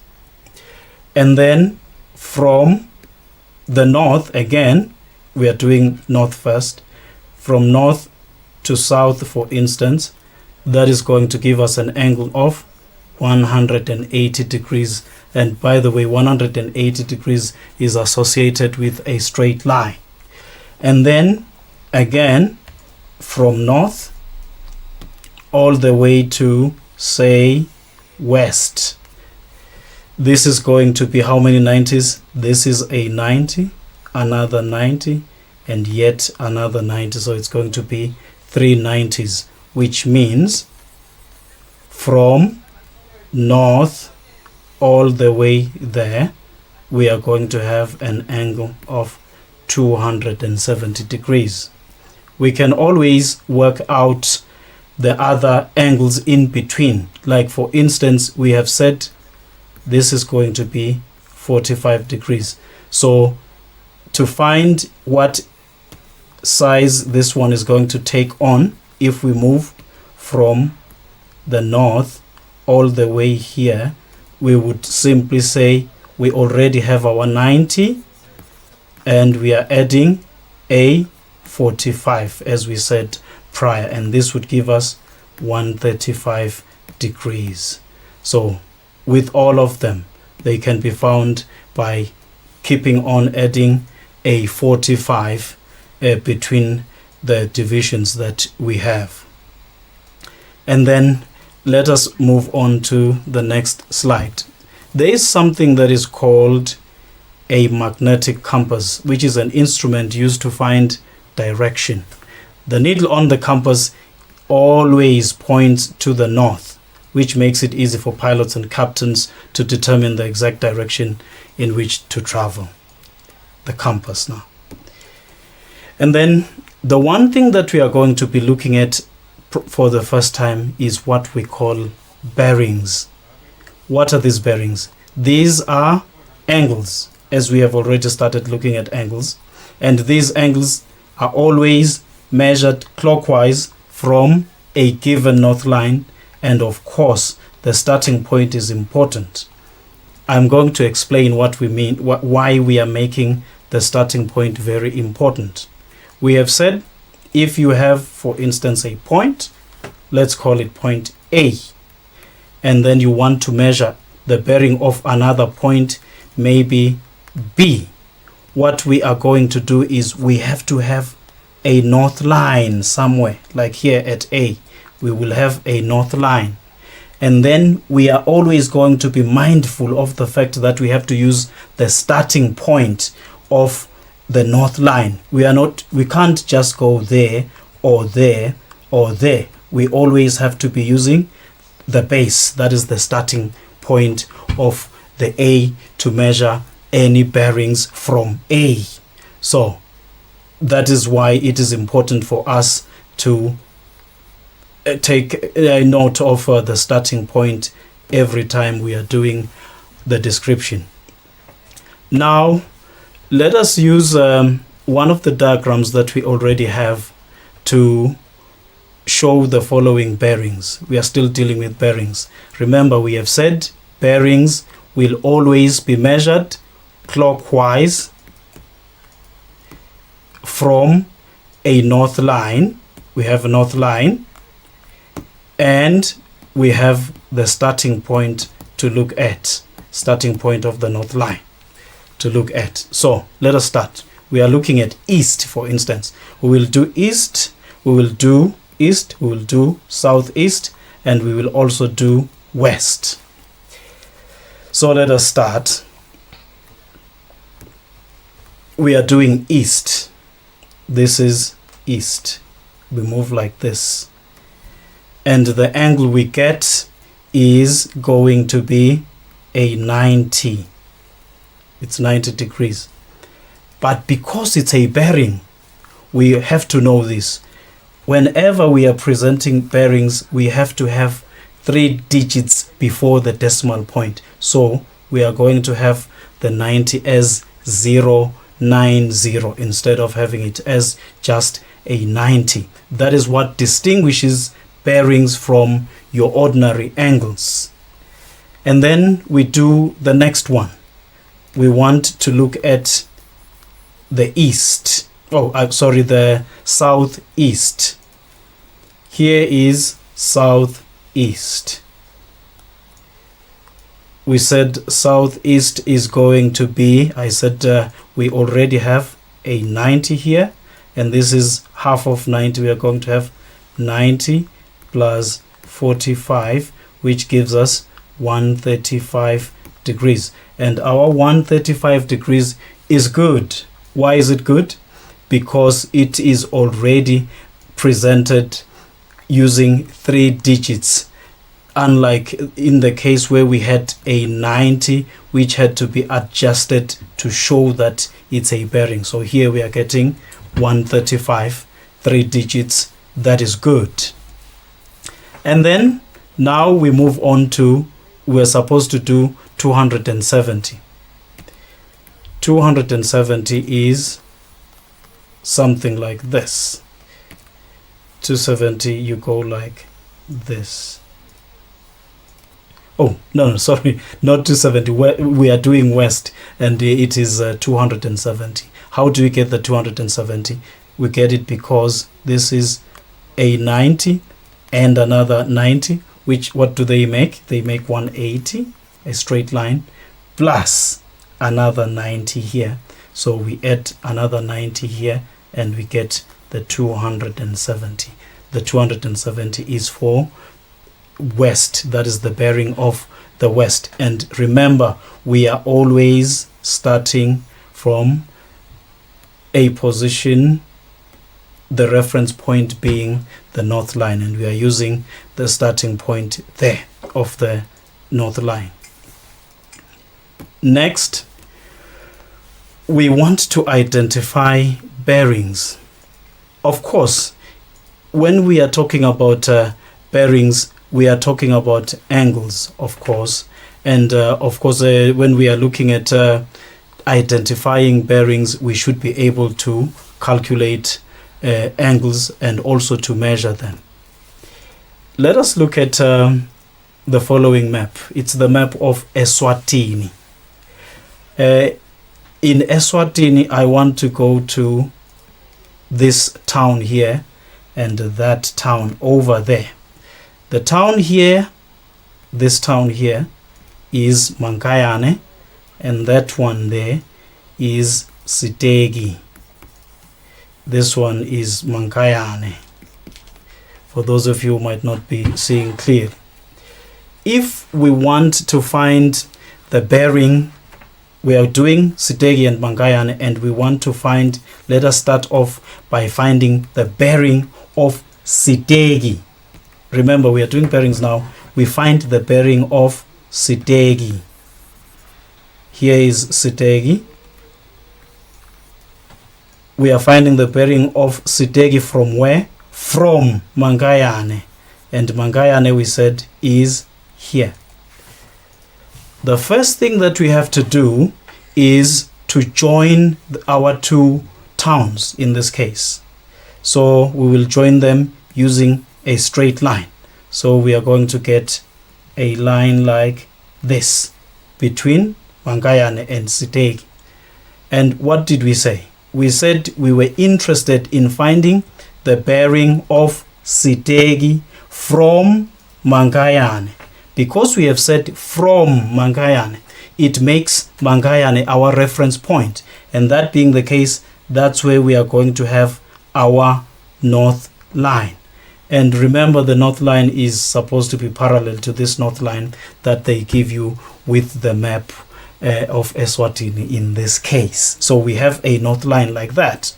So to find the bearing of Sitegi from Mankayane, we are going to have to measure this angle. Now, let me show you where it appears clearly in the next slide. So it looks like this. This is the angle of interest. Now, if we measure that angle, it looks like it is going to be something like maybe 63 degrees. That is the angle now. And then, but we are not asked to find the angle, but we do need to find the angle first. So now that we have found the angle to be 63 as a bearing, we are going to present it as 063, because we want to make sure that we have 3 digits before the decimal point. We were doing the bearing of Sitegi from Mankayane. Now let us look at what happens if we want to find now the bearing of Mankayane now from Sitegi.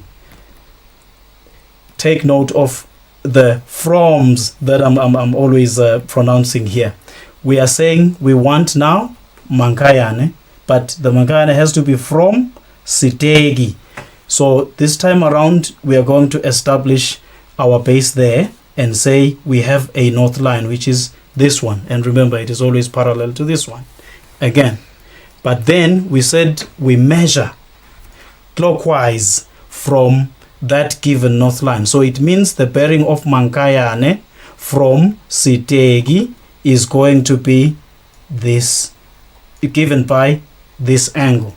So we measure that angle, and it is going to be, I don't know, I will see.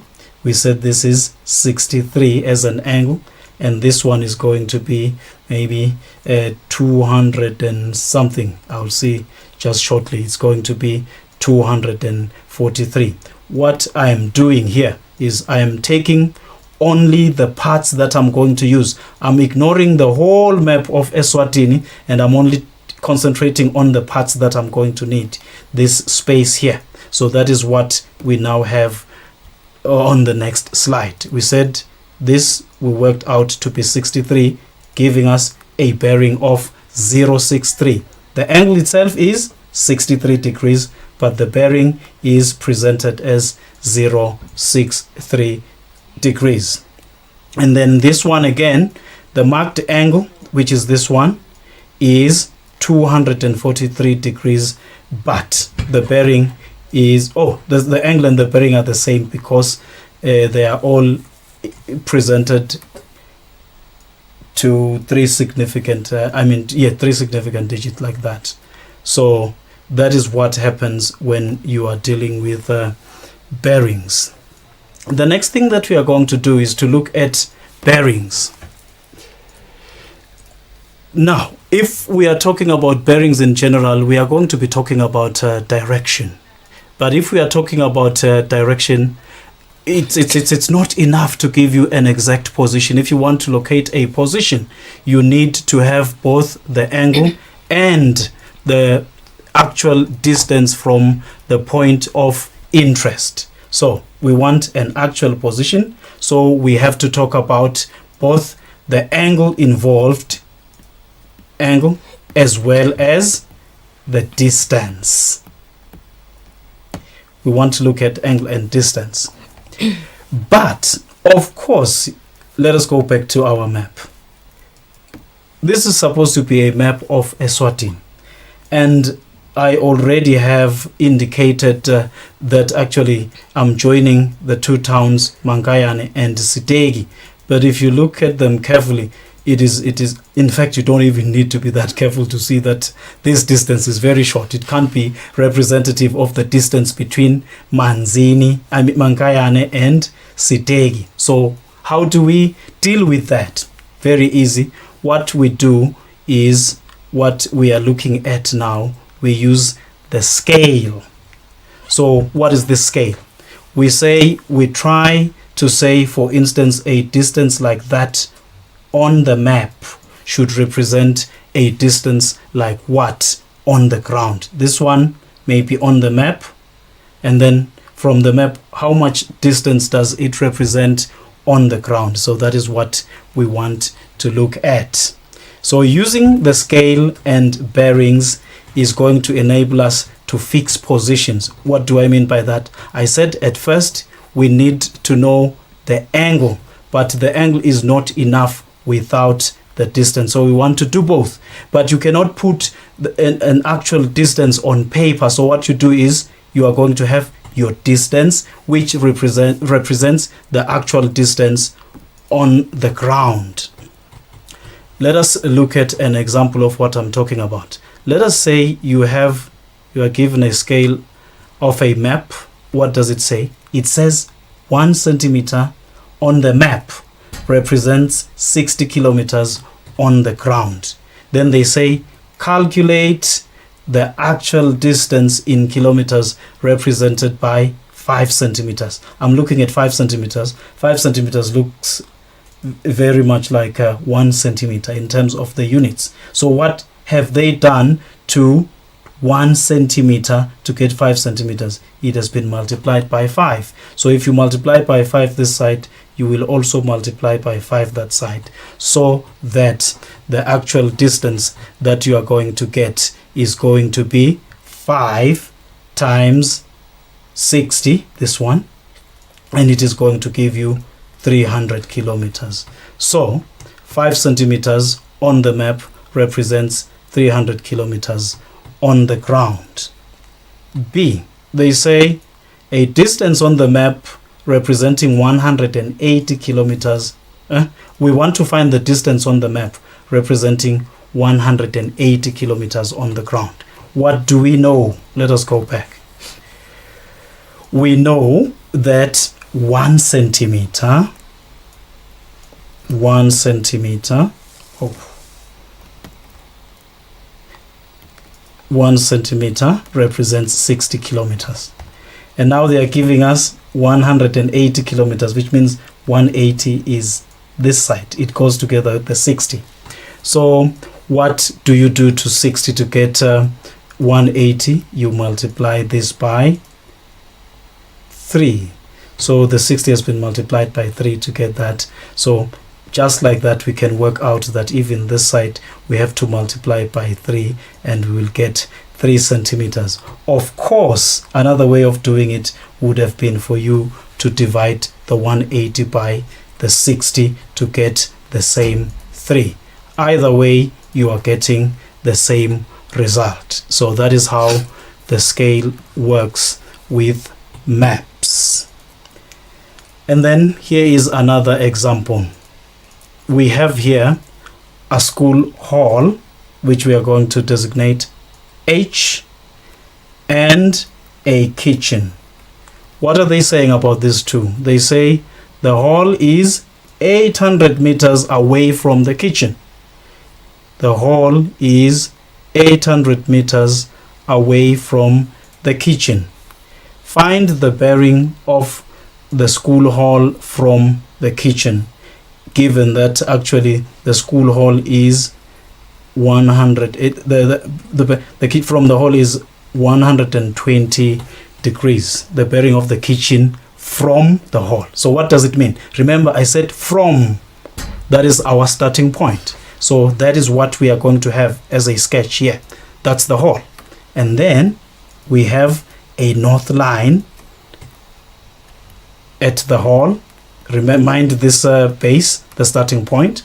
And then they say the kitchen is 120 degrees. 120 degrees is going to be greater than 90. So it is going to be something like that. And so this is going to look like 120 degrees. And then you are going to have your kitchen here. And they say the distance is 800 meters. That is what you are expecting. But of course, you cannot use the 800 meters as such. The question is, what distance on the map should represent the 800 meters? So the scale that they've given us is 1 centimeter represents 100 meters. For us, we want to find what length, what distance on paper represents 800 meters. So looking at the right hand side, we can say 100 has been multiplied by 8 to give 800. And then we would do the same this side, multiply by 8, and we will find that this is supposed to be represented by 8 centimeters. Let us see if that is what is happening. Of course, as you can see, this is an exact diagram. This is an accurate scale drawing. So it is going to look like that with your hall there and your kitchen there. And this is 8 centimeters. The 8 centimeters representing 800 meters. Let's see what we wanted to work out there. They were saying they find the bearing of the school, of the school hall from the kitchen. So it's the hall from the kitchen. It means now we are not interested in finding the bearing of because they've given us the bearing of the kitchen from the hall. So what we need to find now is this bearing here, given that this is 120. So we can use some properties, of course. One property that we know is that these two lines, let me redraw them to remind you, dear learner, what we are talking about.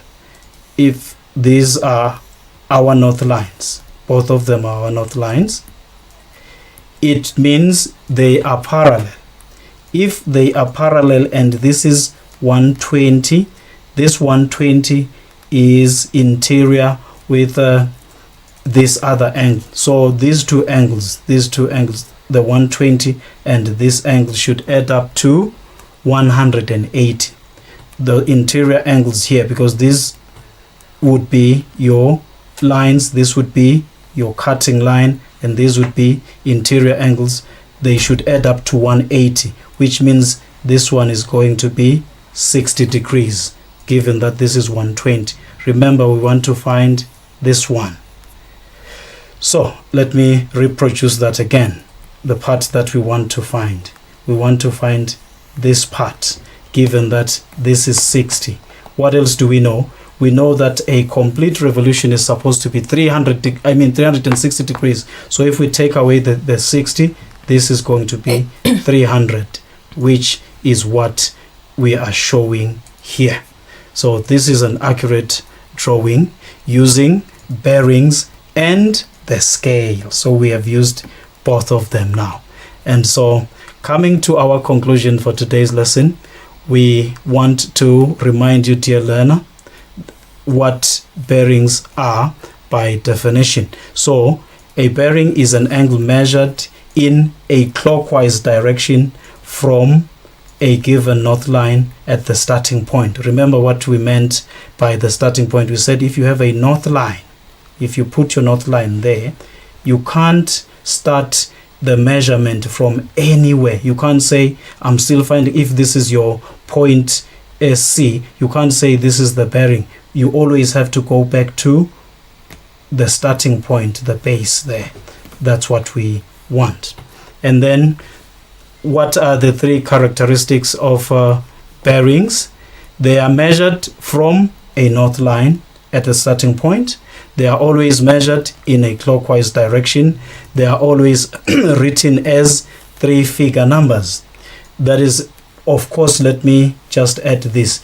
If you were, for instance, to get 35.6, this would not be enough as a bearing. You would still need to add the 0 here, because I said it has to be 3 figures before the decimal point. And then bearings and the scale are important in fixing positions on the map, because what they do is they give you the exact angle as well as the distance. Thank you so much, learners, for tuning in. Over to you, Nogwazi. Thank you so much, Kenneth, for your lovely lesson on bearings, and we're hoping your Form 1s and your Form 2s actually enjoyed it, and we'll be seeing you soon, I hope. Okay, thank you so much. Thank you so much. Form 4s, please get closer to your screens, because up next is your Siswati lesson with Nobile Mamba. We will be right back after this.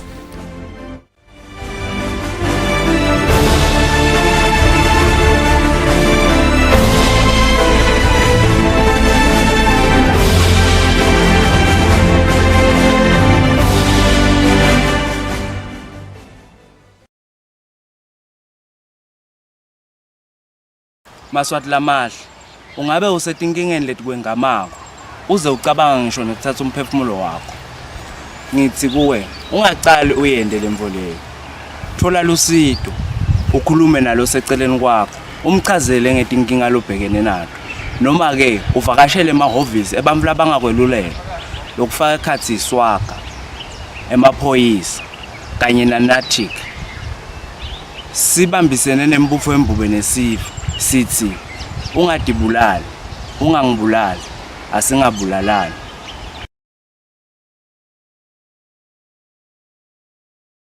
Eswatini TV will be broadcasting Eswatini ICT Fair 2020 on the 30th of October under the theme Digital Transformation in the New Normal. As the world is facing the global pandemic that keeps on spreading rapidly, this year's fair will be hosted virtually through Zoom video conferencing platform. For more information, contact the numbers on your screen.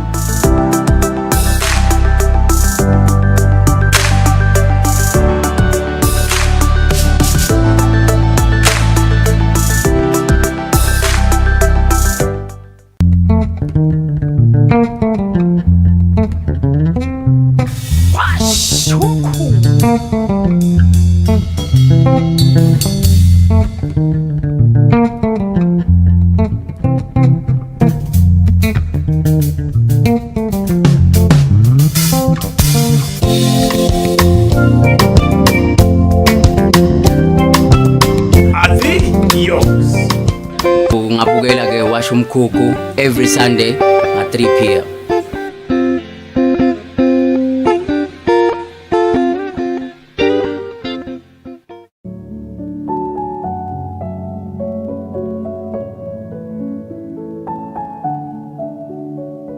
What do I do for a living? I make history. Sounds like a mystery in the present. I could ask for a present after this if we're all present. Sometimes I make people laugh, but I'm not a comedian. You do know this is a Nickelodeon, right? It's Eswatini. We do not have cartoon networks whatsoever. Let's get back to it. I make people laugh, cough, sniff, clear throats at the mention of clear thoughts. I make people smile for not long as the Nile River, with poems as long as the Nile River. I make the Jordan River pour out in people's eyes with some bit of salts added, then quickly slam those faces with a soothing line like, it's okay girl, men are idiots, or you'll never understand women, quit trying bro. Then the big smiling again. What do I do for a living? I make hands clap, fingers snap, you my marvel, hearts appreciate, souls love, have their first, some blow feast, I don't know why, to the sky, I make people fall in love with me, yandering the corridors of wordplay, find awesomeness and healing in crippling the words we use in our daily conversations to drugs for our crippled souls. I make people fall in love with me, yandering the corridors of wordplay, find awesomeness and healing in crippling the words we use in our daily conversations to drugs for our crippled souls. Then after that, they'll add to that, they like the short poets. That's what I do for a living. For living the stage. Off to my hiding hole, asking the Holy Spirit to make me whole again, because for the whole time out I've been hiding behind this mask called smile, plastered in all the spots of pain called makeup, and back up and down, sniffing tears back at my experiences they were snapping at my real life. What an exposure. At least I'll find closure in the fact that they don't know. They just hear the words delivered by a steady posture. Ask me what I do for a living. If you ask me, I make history in my own life. I hope I'm not a mystery in my own lie. I'm a poet, P-O-E-T, person of extraordinary thinking, pouring out enclosed tragedies, treasures. Put your tea in it. Did you think about what I said? I did, and I've made my decision. I'm not going to wait for the courts to return my son to me. I'm going to go get him. Ow, it hurts! Hey, I haven't even touched you yet. Stop being a baby. Kandimba! Get back here! Kandimba!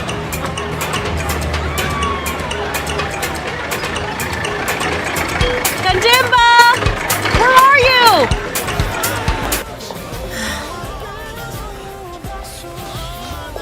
What's with that face? You don't feel well? How did your interview go? Bad. Really bad. Well, I'd like to have a cup of coffee, please. Because I want to help you out, I Your really father can't. won't let you. It's just... Feels as lonely as you do. Someone who knows how to spoil you and likes it.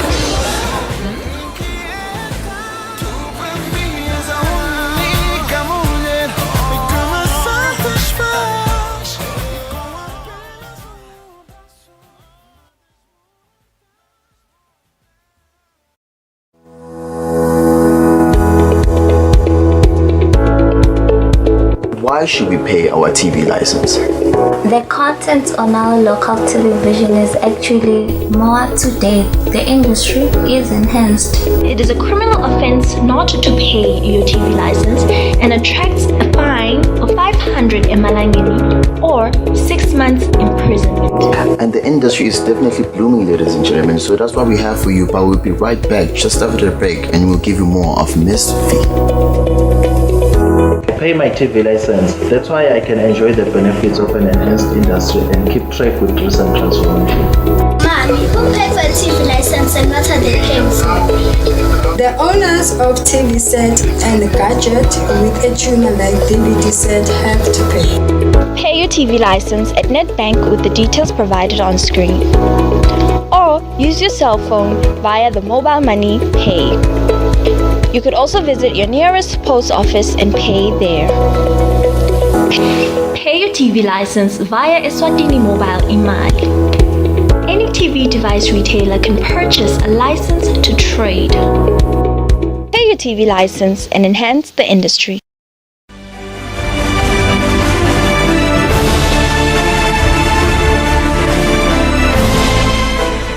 A very warm welcome back to Home Study on Eswatini TV. My name is Nogwazi Dlamini. A very good afternoon to you if you have just joined us. Apologies, I said before the break that we have Siswati coming up. Unfortunately, we will have it probably after the English language lesson. So right now we are having English language for the Form 4s with Mr. Kombisa Lukele, who is already with me in the studio. Good afternoon, sir. Good afternoon, Nogwazi. How are you? I'm doing very, very well. Thank you very much. How's the heat? It's bad. it is really hot. For once in Babane, I think we get to experience what they do experience in the low field. Most definitely. I grew up there, so I know. All right. Today we're doing writing a formal letter. Yes, that's correct. All right. What are the Form 4s expecting? What are you expecting the Form 4s to have learned by the end of the lesson? At the end of the lesson, I expect that the Form 4s will be able to show, will be able to apply the basic tools of formal writing, and then also will observe the language structures and the format of producing any formal writing. And then specifically to this lesson, we'll be looking at formal letter writing. That is, they have to be able to choose the correct words and also phrases to write a formal letter. All right, okay. Thank you so much for that, Kombisa. Form 4s, I hope you are ready for your lesson. And of course, a reminder about our YouTube and our Facebook, where we are live right now, where you guys can join us. And of course, our WhatsApp number that you can use to text us any questions that you might have. Kombisa, please, you may begin with your lesson. Thank you very much. A good day to the Form 4s at home. This is English language. So, on Tuesday, when I was here, we introduced the idea of formal writing. All right. So, and then today we are looking at writing maybe specifically a formal letter. But then before we get to writing a formal letter, we will look at all the things that are important around writing of a formal letter. Okay. So that is very, very important. So that is what we are looking at today. Even before we start talking about a formal letter, that is the structure, and have examples of what of a formal letter that we'll be writing. But then we will be looking at first, how do we produce formal writing? How do we apply style as far as formal writing is concerned? So what we have here is that maybe let's just go back. Do a quick recap on what we talked about. Remember, we said that a formal letter is one that is written to someone with whom you do not have a personal or casual relationship. Kombisa, I am so sorry to interrupt you. Can we please take a little bit of a break? Viewers, we'll be right back after this.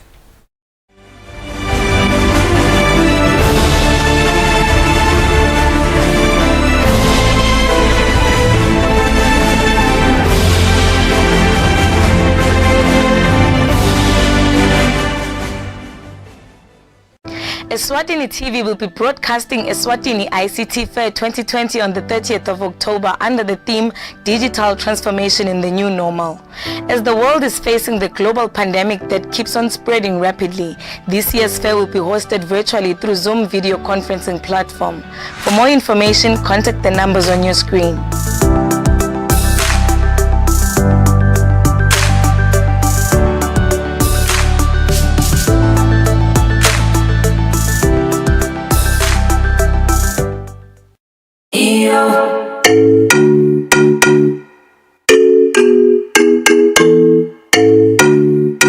Your favorite music show is back. We're bringing you the hottest music videos and live studio interviews with your favorite celebrities. We're giving you a front row seat to the latest fashion trends as well as your weekend gig guide. Join us live on social media and call in to send in your shout-outs. Catch This Weekend Eswatini every Friday at 5:30 p.m. live on Eswatini TV.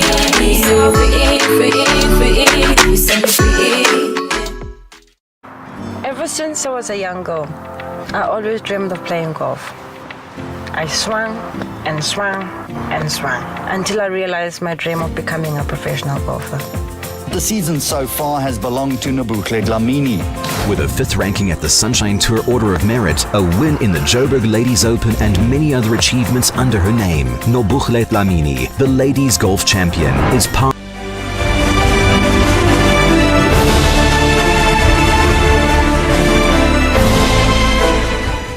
Welcome back to Eswatini TV. You are still tuned in to Home Study, and we are doing English language for the Form 4s with Kombisa Lukele. You may continue with your lesson, sir. Thank you very much, Nowazi.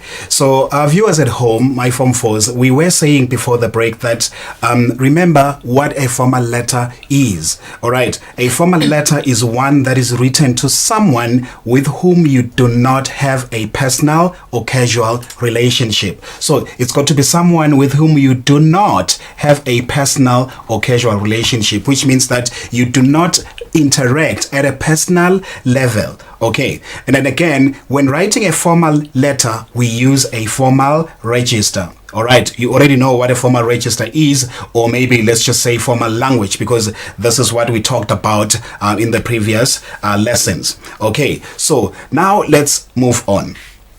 When we write a formal letter, you want to use a formal tone.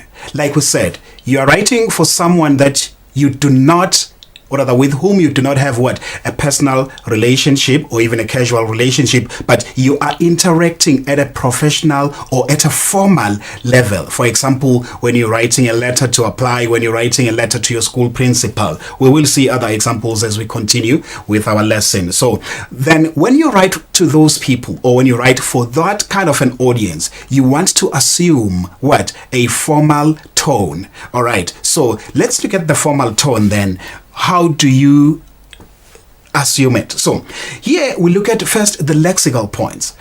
We look at the lexical points. These are some of the things that we talked about in our previous lesson on Tuesday. So we say that do not use what? Contractions. Do not use contractions. That is one of the first rules towards writing a formal register, towards assuming what? A formal tone when writing. You don't want to use contractions. So instead, you need to spell out the two words, because normally contractions, it is when you shorten two words and then make it into one. For example, the two words are do not here, and then you have don't. So we do not use the don't, right? Instead, just use the full form of the words. That is do not. That is what we write. You cannot say maybe I have, but you rather say I have. So we need the full form of the words. So again, we said that you need to avoid what? Colloquialism.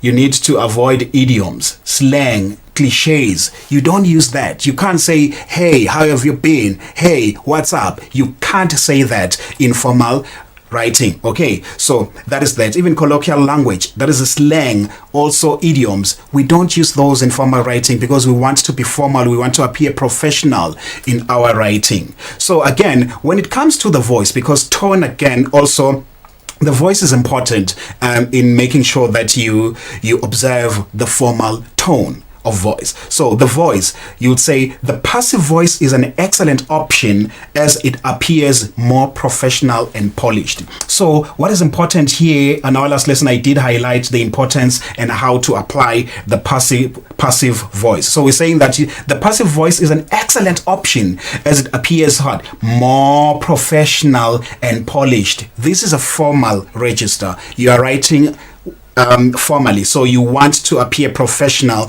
and also use polished language. So again, to avoid to make sure that you achieve this, try to avoid the use of personal pronouns. Try to avoid what? The use of personal pronouns like I, we, me, us, you. So like we said last time, we don't address the reader directly. So here, why did I use the word try?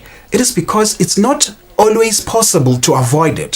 So you need to try by all means to avoid the use of what? Of personal pronouns. But then some instances you have no option but to use them. You understand that? In some instances you do not have any option but to use the personal pronouns, but try to limit the use of those. So that is why I use the word they.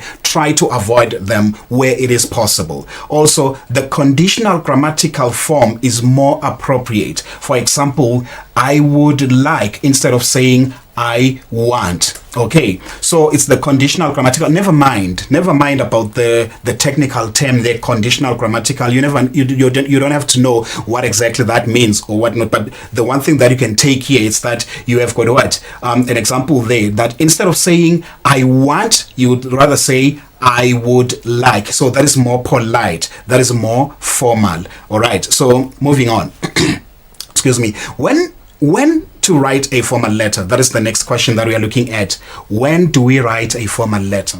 Okay, so these are the examples that I referred to earlier in the lesson that we will look at examples on when will you write a formal letter. Excuse me. When making a formal request, that is when you write a formal letter. When making what? A formal request. Not asking for something maybe from your father or from a relative, an uncle, an aunt, or from a friend. But making what? A formal request. Also, when making a complaint, again, that is when you use a formal register. That is a formal tone. Or you write what? A formal letter to make a complaint. You might be complaining about something, you're expressing your dissatisfaction. I made an example in our previous lesson where I made an example of having ordered items from an online store and then you are dissatisfied with what you got. All right, it's not exactly what you're expecting to get. So you can write a formal letter of complaint, complaining to the store manager that, I ordered this specific items. In our case, it were a pair of sneakers, and then I'm not happy with them. I'm dissatisfied with them because of reasons A, B, and C. This is how they are. Yet on your website, they appeared differently. Again, we can write a formal letter when writing a report. Okay, that is when writing what? A report. We do write a formal letter there. A report, for example, we may be reporting an issue, we may be reporting a problem, we may also be reporting an incident. Right, so a certain issue, maybe it happens at school, maybe it happens in your local community, but then you are reporting to the authorities. So you'll be writing that report to the authorities. So you'll be writing those reports in the form of a letter. Okay, and then again, you can write a formal letter when you are applying for a job, when you are applying for a scholarship, when you are probably making what? An entry towards what? Towards a competition. So you are requesting to enter the competition or to be considered for the competition. You can also write that one. So an application letter would be formal letter again. So again, when writing to the editor of your local newspaper, so to the editor of your local newspaper, that is, you may be asked to share your views on an issue of national interest. Even there, you are going to use what? Formal register. Okay, you are going to use formal register. It will be in a form of a formal letter. Okay, let's now look at the structure, which is our main topic or area of interest today. We are looking at the structure of what? Of a formal letter. So we might include that here, that we are looking at the structure of a formal letter. Okay, so just like all other letters, there will be a salutation. Right? We have what you call a salutation. And then the salutation in this case, it is your dear. So in this case, it's dear sir or madam. When do you use dear sir or madam? You use dear sir or madam in the case where you are writing to someone who is in a certain position. So you are writing to that position, but you do not know whether it is a female or a male that is holding that position. So you are going to say dear sir or madam so that you make sure that you are covered. All right, whether it is a female or a male, then they are still covered there. So you are writing to someone in a certain position. So that is important, that they need to be in a certain position. For example, the HR department, that's the human resources department, the store manager, the school principal. So that is a position that you are writing to, and then you do not know whether it's a male or a female one who holds that position. Also, you can, if it happens that you know who exactly holds that position, for example, your school principal. So we don't necessarily expect, or even ordinarily expect, that you are going to say dear sir or madam when you are writing a letter to your school principal, because the assumption is you definitely know whether your school principal is a woman or a man. So you are going to be kind of more specific there. And again, you even know it is Mrs. So-and-so or it is Mr. So-and-so. You can be specific in that, but you'll never use their first names. If you're using a first name, there's got to be the second name. That is the last name. That is the surname. So you rather say first name and the last name. But it is always more polite and more professional to say, dear, for example, in my case, I said, dear Mrs. Jones, because I know who holds that position. It is Mrs. Jones. All right. So again, there are certain instances where you can use to whom it may concern. To whom it may concern. And then when do you use this? It is when you are writing to a certain organization, to a certain company, and you do not know exactly who is supposed to receive this.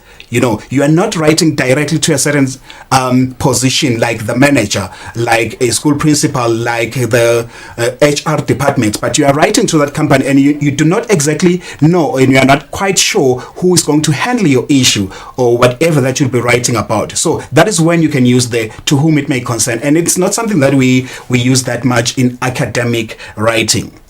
Then continue with the structure of a formal letter. We have what you call the subject line, right? We have what you call the subject line. And then the subject line is just one line that is outlining the purpose or the topic of the letter. So it is the purpose or the topic of the letter.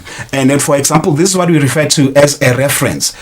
This re that we normally use, it is a reference. It is to prepare. It's like a topic, it's like a title of your writing, because we know each and every essay that you're going to write, we need that title. We need to know right from the beginning, from the title, what is it that you'll be talking about? What is this essay? What is this writing about? So in this case, they probably receive so many letters. So you want them to know what are you writing about. So you're going to say, like, the reference, then a complaint on wrongly supplied goods. So that is what I'm writing about. I'm complaining about wrongly supplied goods. So this, we said that is one line. We didn't say it's a sentence, because it cannot be, it doesn't necessarily have to be a full sentence. This is just a title, a complaint on what? On wrongly supplied goods. So that is that. And then so we use that reference, and normally we underline this part when we write. So in our formal letter, we need to have that reference, that subject line.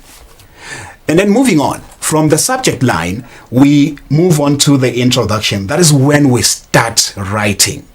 Okay. So in a formal letter, the introduction is brief and to the point. It is brief and to the point, which means what? Which means that we don't have to include any details. No details should go into what? Into the introduction.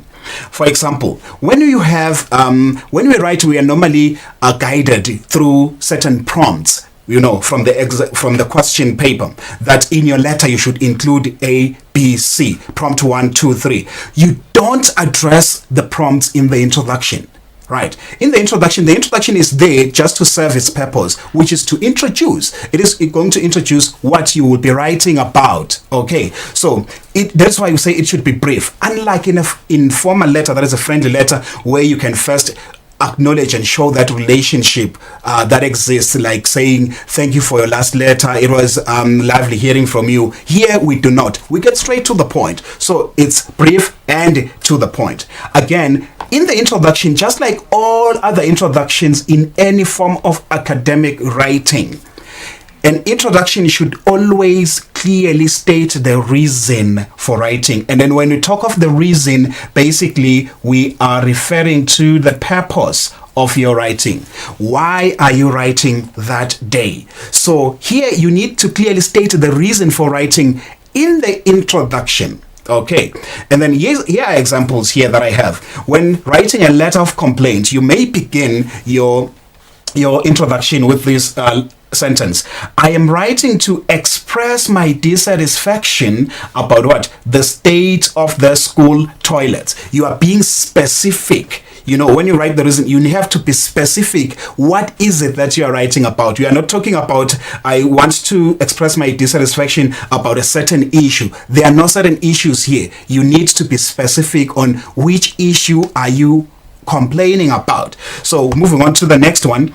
I am writing to report to report a case of sexual harassment at, and then you give the name of their place. You are being specific even in that one. I'm writing to do what? To report.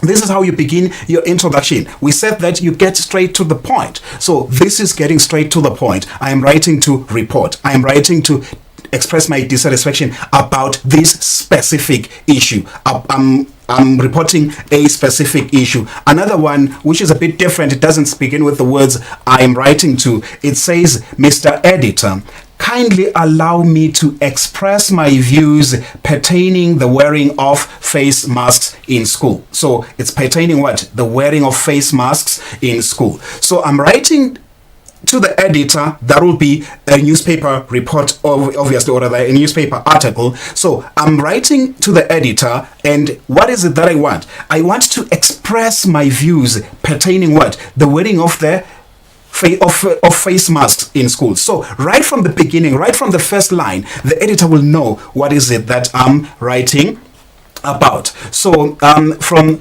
there, we have got the body. In the body, when you write the body, you need to be concise. You need to, the body provides details. This is when you are going to provide details and not in the introduction. In the body, you are then going to explain in detail whatever that you are writing about. So this mainly answers the question here, that is the WH question, how did this happen? How does it affect me? How does whatever that you will be writing about, however it affects you, however it concerns you, you are going to put it in the body. So here you do not make generalizations. No generalizations. We made that example that there are not many people here, because who is many people? How many is many people? Also, you need to use a polite and cautious tone. That is formal writing. Polite and cautious tone. Even when you are angry, you don't have to lose your respect. You need to remain polite at all times. We might as well find, that as an example, we might as well find another supplier if you can't sort out this thing. This is a classic example of how not to write an introduction or to write formally. We might as well find another supplier if you can't. That is a contraction, we don't use that. Sort out is a phrasal verb, we don't use those phrasal verbs here. You don't talk about this thing. What is this thing? We are specific in formal writing. Rather, you can have this, I look forward to the matter being resolved in due course. This is more polite, but at the same time it is expressing what you hope for. And then finally, in the body, we use what? Words and phrases that help you achieve the purpose of your writing. This is very important. Choose the words that are going to help you achieve the purpose of your writing. If you are writing to complain, then choose words that are going to show that you're complaining. I'm dissatisfied by this. I'm not happy about this. It was so unsatisfactory to learn that. So those are the phrases that help you achieve what? Your purpose of your writing, which we referred to as style. And then finally, we look at the conclusion. So the conclusion here, it suggests you need to suggest a course of action. What is it that you want to happen? It should be realistic and practical suggestion again. So you don't want to sound like this person who is not reasonable. You need to be reasonable and then suggest realistic, practical suggestions. And then you're going to have finally a closing sentence. A closing sentence will be the one that says, I'm looking forward to hearing from you at your earliest convenience. So this is a closing sentence. I'm looking forward to hearing from you at your earliest convenience. Again, another one, depending on the purpose, it will be, I'm looking forward to receiving a replacement phone if you're complaining about a phone that is faulty that was supplied to you. So that is our lesson for today. And yeah, thank you, Nogasi. Thank you so much, Kombisa, for your very informative lesson. We're hoping your Form 4s actually enjoyed it, and I'm sure we'll be seeing you soon. Next week I shall be coming back again, Nogasi. All right, thank you so much. Form 4s, get closer to your screens again. Your Siswati lesson is coming up next with Ngobile Mamba. We'll be right back after this.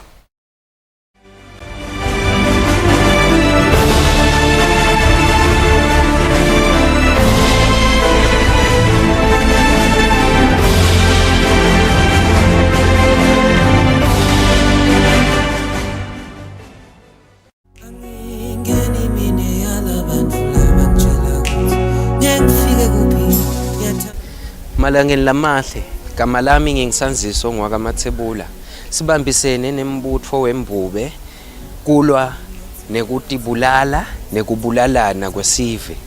Sithi-ke umuntu lodzinga lusito kuloko akakhone kuye emaphoyiseni noba akhulume nemuntu lamthembile. Sincenga sive ukuthi asiugweme lo mkhuba wekutibulala newekubulalana.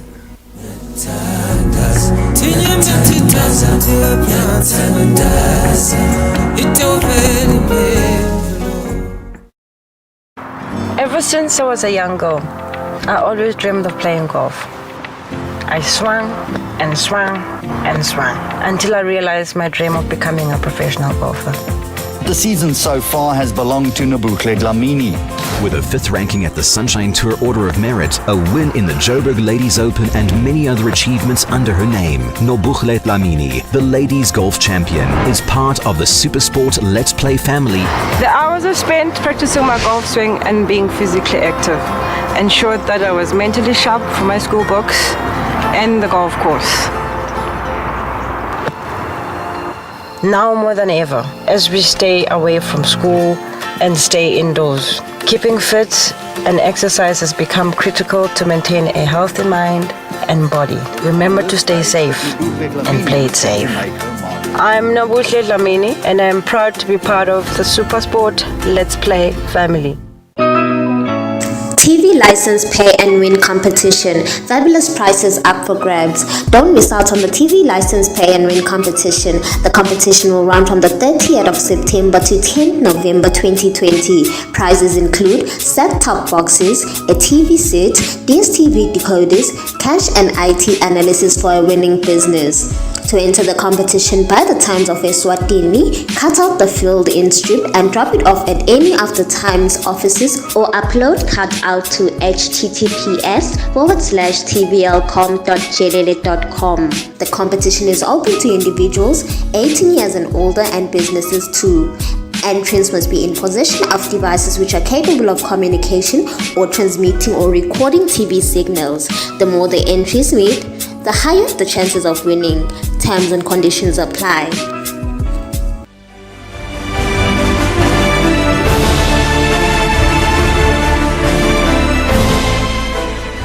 Nguvusele mbukeli ngiphinze ngikwamukele ehlelweni lakho loluthandzako i-home study. Libito lami nguNokwazi wakwaDlamini intombi yemalangeni. Kanti kulesikhathi samanje sitawufunza Siswati selibanga lelishumi kanye naye Ncobile Mamba lo savele akhona etindlini tekusakata. Unjani Vulini? Ngiyaphila unjani sisinokwazi? Ngiyaphila kakhulu Ncobile. Namhla sitawufunza ngemasu ekungenisa indzaba. Yes sisinokwazi ngemasu ekungenisa indzaba. Ubheke ukuthi umfundzi wakho abe afundzeni ekupheleni kwalesifundo. Ekupheleni kwalesifundo ngibheke ukuthi umfundzi wami akhona ukungichazela nje ukuthi yini sona lesingeniso sendzaba. Ngibheke futhi ukuthi akhona ukunginikeza emasu lasetshenziswako phela uma ubhala isingeniso sendzaba. Nekuthi futhi asibhale lesingeniso asebenzise lamasu lasetshenziswako sisinokwazi. Okay siyabonga kakhulu Ntulile sethembe ukuthi umfundzi ekhaya welibanga lelishumi sowuvele usilungiselele isifundo sakhe ngaphandle kwecitha isikhathi ngicabanga ukuthi ungacala isifundo sakho. Ngiyabonga sisinokwazi. Ngiyakubingelela mfundzi wami welibanga lelishumi ekhaya lokubingelela ngithishela wakho wakumabona kude welibanga lelishumi phecelezi form 4 thishela Ncobile Mamba. Sifundo sethu salamhla ke mfundzi wami singekubhalwa kwesingeniso sendzaba. Singakaqhubeki mfundzi wami ekhaya angikumeme mfundzi ubuye wethamele isifundo sakho seSiswati. Ngibuye ngikukhuthade nalamhla mfundzi ukuthi timisele usafunze ekhaya. Utakusida ngendlela lemangalisako ekugcineni. Angiphinze ngikuceleke mfundzi wami ukuthi usasonzela utawulalela isifundo sakho. Sonzela nelibhuku lakho lekubhalela, usonzele neliswiba lakho lekubhala mfundzi utobhala lesisabe sikufunza. Khona utawutikhumbuta phela uma sesiphelile sifundo. Sifundo sanamhla ke mfundzi wami simcoka kakhulu kuwe ngoba sitakuhlomisa ngemasu lahlukahlukene longawasebenzisa uma ubhala singeniso. Ekupheleni kwalesifundo ke mfundzi wami ubhekeke ukuthi uchaze ukuthi siyini singeniso sendzaba. Uphinze unikete emasu lasebenta uma ubhala singeniso sendzaba. Uphinze ubhale singeniso phela mfundzi wami usebenzise wona lamasu lehlukene lengitakuhlomisa ngawo lamhla. Sesingena ke esifundweni sethu salamuhla mfundzi lapho sifundza khona ngesingeniso ngekubhalwa kwesingeniso sendzaba. Naka mfundzi wami ukuthi indzaba uma uyibhala inetingoni letimcoka letine lokufanele ukuthi ibe nato, iba nesihloko, ibe nesingeniso, ibe nemtimba, iphindze ibe nesiphetho mfundzi wami. Kulesifundvo kulesinye nje setifundvo letengcile mfundzi wami sifundzile ukuthi sihloko usakha kanjani. Ase ungikhumbute phela mfundzi wami kepha sathi usakha kanjani sihloko sendzaba. Yebo usho kahle mfundzi wami usakha ngekuthi usisusele kuphi embutweni. Uthi ungasibhala ke lesihloko sakho mfundzi wami bese weca umuca kumcoka lokho mfundzi bese sewulandzela ngekubhala singeniso sendzaba yakho. Lokhu lokusifundvo sethu salamuhla ke mfundzi wami. Ngiyakuva ke mfundzi uyatibuta ukuthi siyini sona lesingeniso. Singeniso yinzima yinye mfundzi wami. Lemcoka kakhulu leba sekucaleni kwendzaba yakho. Esingenisweni ke ngilapho ufike wethule khona uphindze wendlalele umfundzi wendzaba yakho. Lokho lotabe ubhala ngako phela kulendzaba yakho. Ngeke kufanele ukuthi singeniso sakho mfundzi wami sihehe sitofaka loyo lofundza indzaba yakho inkhaphu yekufundza indzaba yakho. Kahle kahle mfundzi wami esingenisweni kulapho uyichayisa khona lendzaba yakho uphindze uyishengedise khona indzaba yakho khona kuloyo lotayifundza lendzaba yakho. Ucaphele ke mfundzi wami ingeluli lenzima yesingeniso. Uphindze ucaphele mfundzi usabhala singeniso sendzaba yakho unganhlanhlatsi phela kepha uconze ngco esihlokweni. Kunemasulathide ke mfundzi wami lengida ukuhlomisa ngawo lamuhla longawasebenzisa uma ubhala singeniso sakho. Ungasebenzisa nangemasu lalandzelako ke mfundzi wami. Lisu lekucala ungacoca mfundzi noma nje sithi ungalandzisa uma ungenisa indzaba yakho. Ungalandzisa nje kafishane ucoce tehlakalo ngekwenteka kwato. Ase ulaleleke nasi sibonelo mfundzi wami. Make wathatha amahlale ekhikhini wakhe washayela inombolo yemhlaba mkhosi yetempilo 977 acela iambulance.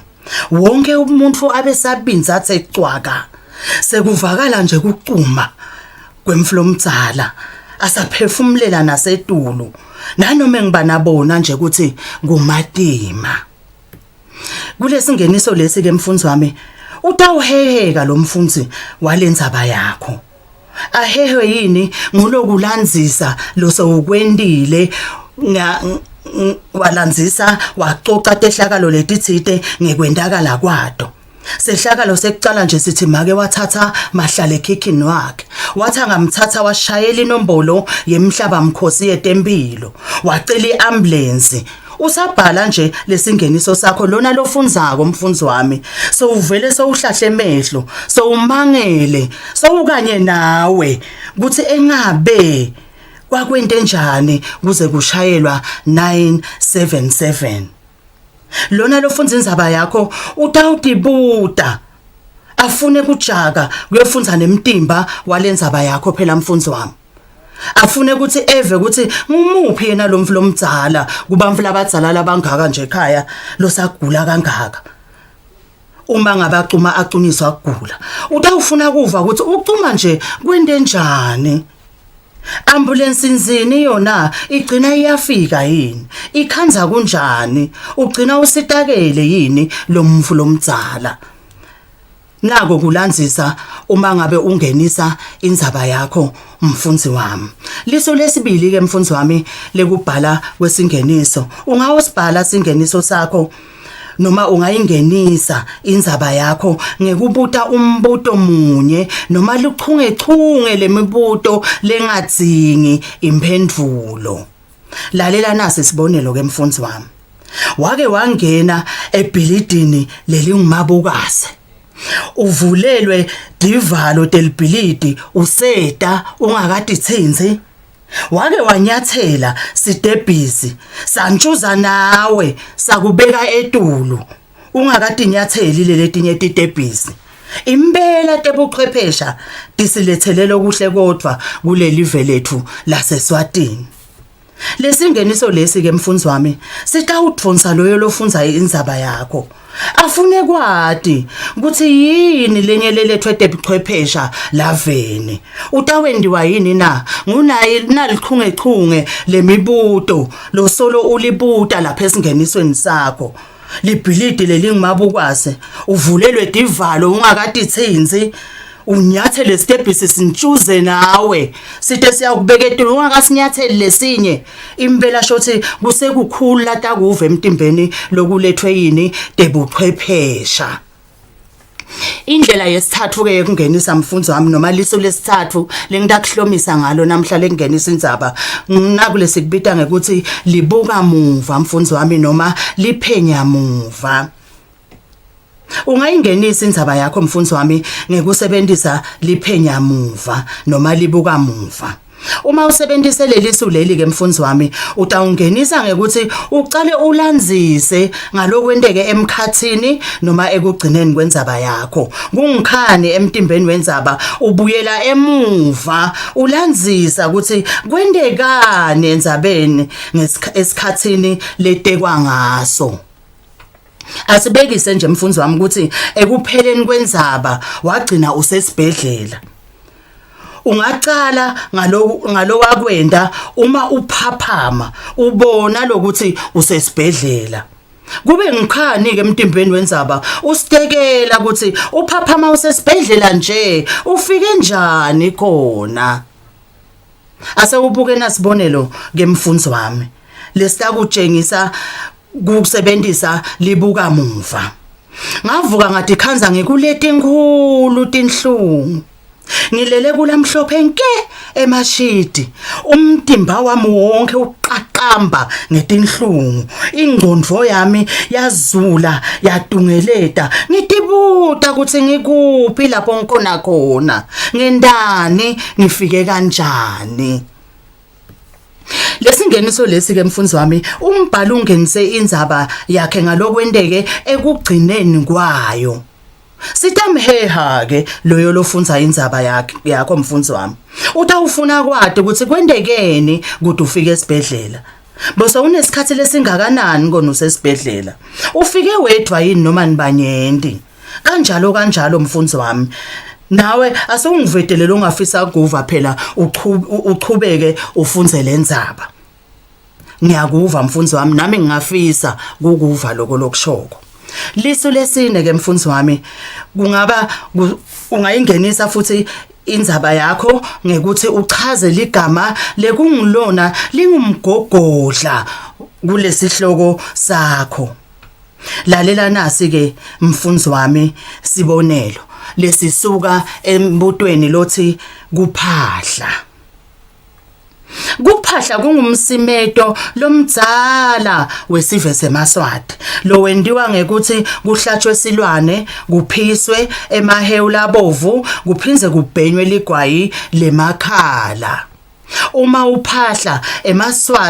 aphahla emaswati asuke axolisa noma ajabulise emadloti. Awacela ukuthi awavikela buye awavulele netinhlanhla. Kulesibonelo lesi ke mfundzi wami sichaze ukuthi kuyini kuphahla.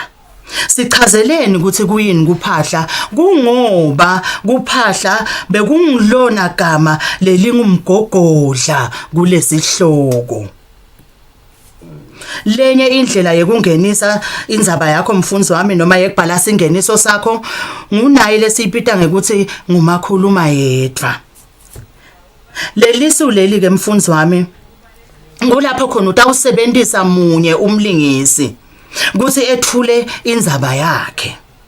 Khumbula ke mfundzi wami ukuthi uma singeniso sakho kungemagama lawakhulumile lomlingisi phecelezi direct speech utawusebenzisa luphawu lokubhala lolu lesilibita ngekuthi bokhulumile phecelezi inverted commas. Lalela nasi sibonelo ke mfundzi wami ekhaya lapho khona singenise indzaba sisebenzisa makhuluma yethu. Buthongo abuzange sebehle. Solo ngicabanga ukuthi engabe ngiyolanza ini. Phela bese siphumile simemetelo sekuthi sesingayilanza imiphumela yethu.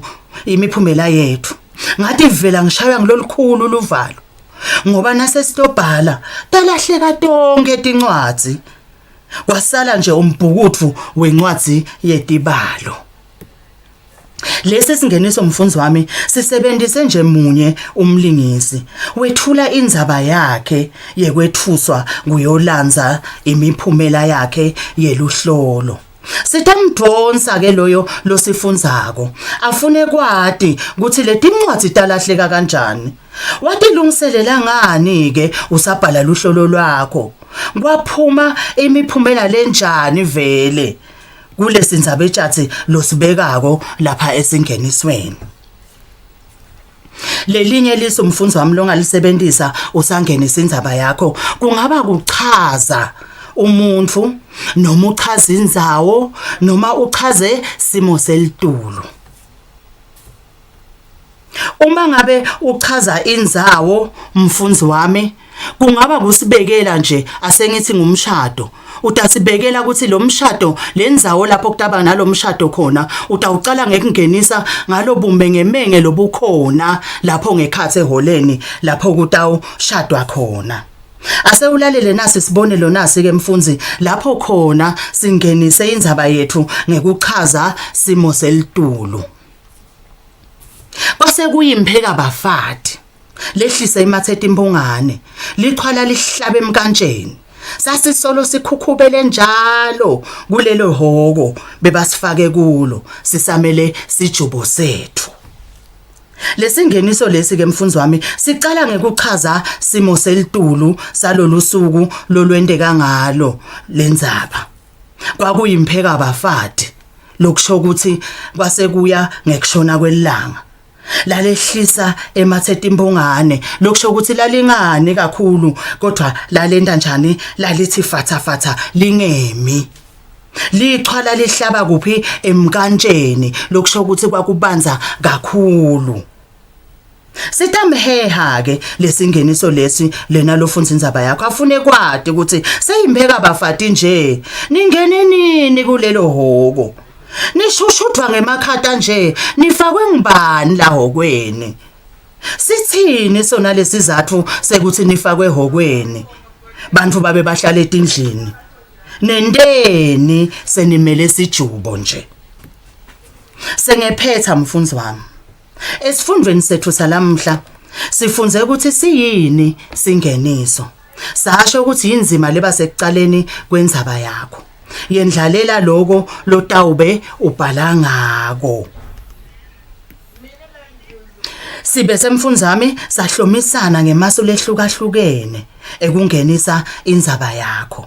Lokufaka ekhatsi kusebenzisa luphenya muva lapho sithide khona ungayicala indzaba yakho ngaloku kwendeke emkhatsini noma lokwendeke kuphi ekugcineni ubese ke emtimbeni so uyalandzisa ukuthi kufika la kulesigaba longenise ngaso nje kwakuqale kuphi. Siphinze sathi ungalichaza ligama leliyini lelingumgogodla wesihloko lapho khona thina sichaze kuphahla ngoba kuphahla bekungilona gama lelingumgogodla walesihloko sethu lebesithi kuphahla. Siphinze sathi ungachaza simo selitulu noma uchaze indzawo noma uchaze umuntu. Saphinze sathi ungasebenzisa imibuto lengayidzingi imphendvulo kanye nalamanye emasu mfundzi wami ekhaya. Singakavalelisani ke mfundzi wami bhala phasi nangu umsebenzi. Ngicela ube ubhala mfundisi wami lo msebenzi ngoba ngidawucela nanga uthishela wakho la celeni kwami ukuthi awumake lesikolweni lo msebenzi wakho. Nange lo msebenzi mfundisi wami. Bhala singeniso sendzaba lenesihloko lesithi umshado wadzadze wethu. Bhala singeniso sendzaba lenesihloko lesithi umshado wadzadze wethu. Ngiyethemba usithokotele ke mfundisi wami sifundo sethu salamuhla. Khumbula kuhlala uchelelane nalabanye utawugwema phela mfundisi wami sifo semkhuhlane seCovid. Lo sakuvalelisa nguthishela wakho wakumabona kude welibanga la ka form 4 thishela Ncobile Mamba. Sibonge kakhulu Mthulini, isifundo sakho besimnanzi kakhulu. Sethembe nembukeli ekhaya usijabulele, sisijabulele kakhulu besimnanzi. Sesitawubonana ethundweni elilandzelako. Siyabonga sisinokwasa. Okay, mbukeli ekhaya ungayenzawo siyabuya khona manje.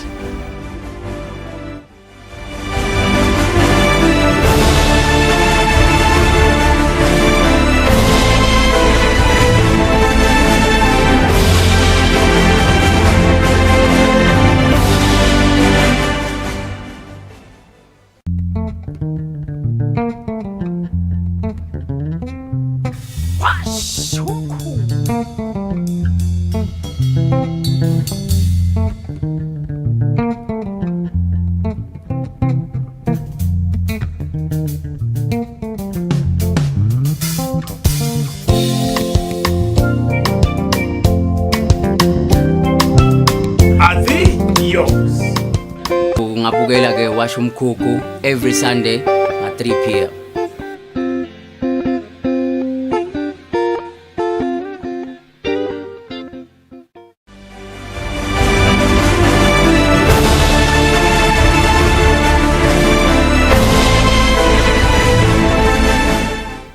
A very warm welcome back to our viewers and a very good afternoon if you have just joined us, and I'm wondering why you would actually join us at the end of the show instead of joining us at the beginning of the show. But anyway, that was the last lesson for the day. We're hoping that you had a beautiful afternoon like we did. How was your day?